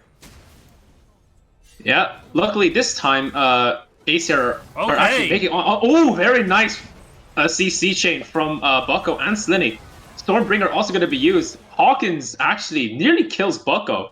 As Stormbringer didn't actually manage to hit Hawkins, but it was a nice flash to try to dodge as much damage as possible. Unfortunately, because Aesir were actually in the location they needed to be for this soul, they were actually able to pick up that nice kill into Hawkins. Unfortunately, the timing is a bit off, as now Hawkins is actually able to spawn in, TP with package, and this could potentially be a doomed fight, as Bucko no longer has the... Sorry, not Bucko. Slinny no longer has the ulti available. And he's also... Yeah. Bucko's also in midi form, so he's not going to be able to do as much wombo combo team fighting now. He has to stack up this rage bar somehow. Yeah, it could be a bit of an overforce here from the side of Aesir. They do have control here of the chokehold. You can see them trying to pump out some of this poke with Gloob, using the minefields to slow down Titans from getting into the river. But as you said... Yeah, here we go. Porky TP. This is the TP. Yeah, oh, Flare gets caught. This is so unfortunate. Esperbot picked up that kill on the Death Flare. Flip Panda, all that damage can be dropped onto him, but for what reason? That means Hawkins and Voltimesh are just going to pick up all this damage. Slinny's going to go down as well. And in the back, Whittle gets taken out by Emmett, and Bucko is the last one remaining. But unfortunately, that Mountain Soul is going to go over to Titans. And this, what looked like a really good start for Aesir, is now just has now led to Titans basically winning this game now. Yeah, that is Mountain Soul into a Baron buff. You have to feel Hawkins is also going to grab themselves tier 1 and get the mid prior already set for this push. Titans very much in control now. As you said, it looks really dodgy for them in the early game. Maybe a bit of a tilt setting in, as there was a few kind of overforced plays coming in. But Aesir, making the Game of Thrones on their own side, have definitely conceded a lot of control in this game. Yeah.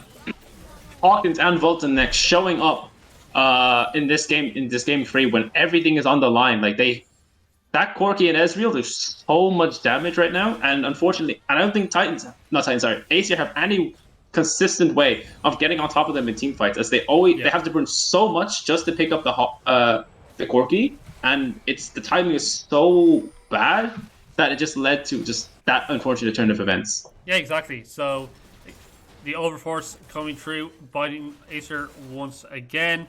Now Titans, with the Baron buff, with that Mountain Soul, they're going to start establishing a bit of pressure here on the map. You can see Esper pushing there. The top lane has TP available to join his team. Right now, Titans slowly pushing up this mid lane, trying to get some vision down. Emma getting towards them in the jungle. Shouldn't go too far here. You don't want to give up an easy kill and lose a Baron buff. Meanwhile, Hawkins is picking himself up that red buff, so he can join the rest of his team in the second here. And right, yeah, it's kind of hard for Aesir. Okay, Black Shield is just there. Yeah, so really hard to force anything here for the side of Aesir, and also their wave clear is kind of limited, right? Yeah, you have Ziggs, but it's against Baron buff minions, so that AP damage is definitely mitigated. And your Lucian is up at top lane against the Fiora, and your Lucian does not have TP. Yeah, Emmett walking in a bit too far for himself. He does have the Zonyas, but a lot of damage going to be dropped. CC chained to bits. And Emmett does get picked off. Slinny get hit by that death charge. And there's the TP from Esper boss. Nice stopwatch. He does have Stormbringer to get out as well. Grand Challenge going to be dropped. Esper is going to be by himself. Nice parry, actually. But does the blue team have damage to kill? Esper boss is going to be locked up. And a nice shutdown for Gloob. This is not over yet, as blue team managed to pick up 2 kills for 0. And but Hawkins does so much damage with the Sunder and the Ooh, very, very close from True Shot Barrage for Volta next. I mean, but they're not accomplishing anything here. Look at the wave state. They can't get any of these towers, so ultimately Emmett gives up his life. They don't get any kills back, and their time on the Baron buff has just been wasted. Yeah, it's just money. If we had the right system where we could see like the gold advantage that Baron gives, it could potentially be a negative gold advantage at this point from the shutdowns that they gave. Yeah, exactly. So right now, Aesir been given a slight window to try re-establish some control on the map. They have to try and push out these waves, clear out the vision in their jungle. They've been given a new lease, but it's still very much favoured here for Titans because you can't deny the power of the Mountain Soul. Plus the fact, again, Corki, Ezreal, at this stage again with these items are pumping out so much poke damage, and it's really hard for the side of Aesir to answer back aside from the Ziggs poke that's coming down, which is quite potent. But it has slowed down just a little bit as Bucko right now just trying to defend bot lane here. Though there's multiple members from both sides here in the spot jungle. Oh, okay. Well, luckily, Ziggs is on 2.5 items, and hopefully by the time Elder Dragon spawns, he will be on his third item. Yep. I'm not sure how much more gold Horizon Focus will cost, but I know that there's a large rot in that recipe, so it's going to be quite expensive. But hopefully he gets the money, as in he's going to need what he need. He's going to need that item to carry. He's the only AP threat, and luckily, Titans don't have any MR, so this Ziggs will do so much damage if fights go long enough. Bucko actually jumps in Nars solo onto Red Panda. He does manage to burn out Emmett's ulti, but I think Bucko's going to be very low. Emmett's going to be... Yeah, Emmett's not going to take any damage from the double mountains. And Ziggs not able to do enough damage. Voltum next, however, he does a lot of damage. He flashes in, but he actually just arcane shifts away, baiting all of Aesir to come in here. Slinny is going to get poked out by the missiles. Yeah. And all of Aesir have to run with the tail between their legs. Bucko is actually... Ooh. And meanwhile, Esper was just free pushing in top lane, so got that tier 2, got a decent chunk onto the tier 1. And the game failed. Nice flash binding. This could be the game. And now Voltimex picks up that kill onto Slinny. Voltimex. He takes a nice bit of damage from Glue, but he's doing so much damage by himself in return. Does Bucko see a potential Gnar ulti here? He does hit the wall. Does he hit it? He hits the Gnar, but does he have any follow-up? Striper going to be used. Voltimex just arcane shifting away. Unfortunately, Lucian and Ziggs are invasive. They can't follow up on any damage, which is unfortunate. As now Red Team are pushing in. That's a lot of damage from the big one. Voltimex hitting with True Shot Barrage, doing a nice bit of damage. Once again, Aesir are forced to walk away. This poke that Titans have is way too immense, and they're just going to reset. They're going to TP it with package, and this game is pretty much done. And then I'd say 2 minutes. I give 2 minutes tops, and the game's over. Yeah, it looks like they're trying to go straight for this Elder buff. Voltum getting the last of this push in. As you said, Corki can TP in with the package available, and maybe they can look to burst this down. Bucko is still looking for the angle here. Slinny, no flash available either. No. Bucko okay. is walking in. He actually manages to burn the Grand Challenge, which isn't like It's not major. a big cooldown, but it is still a cooldown. Yeah, it's not the biggest tool for a team fight for Fiora, right? Yeah. But there is one big tool for a fight, and he's on its way, and that's the big package coming in. Of Aesir are split. Sydney is caught again. Voltimex picks up that kill. Godlike 706 on the Ezreal right now. Hawk is taking a lot of damage. The Ziggs is doing damage, but I don't think it's going to be enough. Mountain Soul is just going to give the shield back. Bucko not able to stack his passive Rage. And Gloob is just going to be taken out by the package. Oh. And Hawkins picks up that kill. This game is over now. Grand Challenge back up again. Esper hitting the parry, and he actually managed to pick up that kill on the Bucko. Lunge was just about enough. 40-second death timers, actually. Sunny is up in 20, but I don't think Defler or Witzel are able to defend this by themselves, as Voltimex is just slowly but surely taking this Elder Dragon. By the time Sunny is up, that dragon is gone, and this game is pretty much done. Yeah, I'll say I wouldn't even take this if I was Voltimex, because you should just go with your team and look for the end here, but looks like they're going to get slowed down a bit. They're just going to take the inhibitor, and they're going to use this arrow buff, go for the reset, and then try to close out this game cleanly. That's what it feels like. Or just going to go straight for the Baron, which I think makes also a lot of sense. Because Slinny... Stat padding, Z. Yeah, so like Slinny is going to try and rush over. It does have Flash does have ulti available, but he's basically on his own here. And they're going to burn through this super quick. Yeah, a lot of damage with the Elder and just Hawkins and Voltanex's damage just doing so much there. Just basically melting this thing. Yeah. This is pretty much done. Yeah, so not even a contest coming out because they realize all they can do is really get some vision down and try to push out these super waves. But it does feel a little bit inevitable at this point in the game. Hawkins stuck around in top lane to get this top push in. Has TP still available, so can just look reset here and then join the rest of the team, or maybe look for TP. Looks like we're going to send multiple members up here to top lane to push out this remaining inhibitor tower lane and let the supers kind of do the lane pushing for you. Esper here in the bot lane also has TP available, so can join the team if the fight does break out. Yeah, Bolton next 5 items already. So does Hawkins.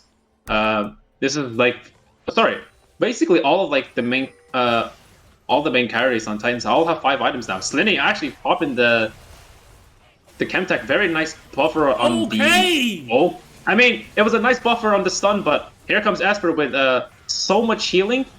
He actually picks up another kill with the Elder Burn. Does he get another? Unfortunately, not enough. Ziggs does so much damage. Bucko by himself trying to defend the tower 1v3. Red Panda misses Dredgeline, but unfortunately Bucko is just gonna go down eventually. There's the Elder proc. Voltanex picks up that kill. Hawkins picks up a kill on the Glue. Blair, what by himself? Culling drops. Voltanex is brought down very low. Not enough damage going to be dropped, and Voltanex Emmett picks up that kill, and Emmett and Titans progress to semifinals, and that is the series for going over to Titans.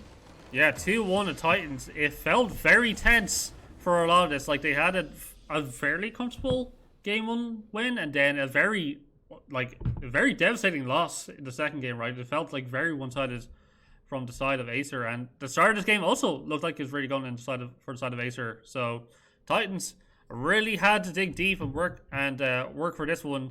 Helped a little bit maybe by some unfortunate throws at the end by Aesir, but ultimately did play out the game pretty well. As we just check out the damage real quick, and yet no surprise, Corky Edrill pumping out tons and tons of damage, and the Ziggs on the other side. Gloob, he had a pretty decent game, you know. He was landing a lot of skill shots. He was controlling the lane pretty well. Unfortunately, the rest of the map just kind of just fell apart. Again, a little, and it felt mostly just off the back of some just really poor decision making from Aesir, right? Especially around the dragons, where again the first dragon, Slinny kind of goes over the wall, ends up funneling a bunch of gold into the enemy team. Second fight, they control the lane the way like the river really well with that poke, but then Bucko overforces the fight and they give over way more gold, especially onto Voltanex, who came online basically off the back of that. And I mean, it's tough luck for Aesir. They had a good run going in. They had to go through the playoffs as well to get to this point, but unfortunately their run does end here, and Titans are our first team to go into the semifinals. Yeah, I mean, well played from both teams, right? They quite a series. It was definitely fun to watch as well. It wasn't one-sided, and it definitely it could go either way at the start of Game 3, but unfortunately Titans show why they're the better team. Well, they were first seed, and well played to both of them. Yeah, for sure. But that's going to be all from us tonight, guys. Thank you, Hi, for joining me on the cast for a bit of a late one. Problem. We'll hopefully be back tomorrow. I believe there's going to be 2 more quarterfinals. So we're going to see who. I'm pretty sure at least one of those is going to be deciding who Titans goes against. I'm not 100% sure off the top of my head. But yeah, we'll see you guys tomorrow evening around, I believe, 8 p.m. is the first series. So we'll talk to you guys then. Take it easy, guys.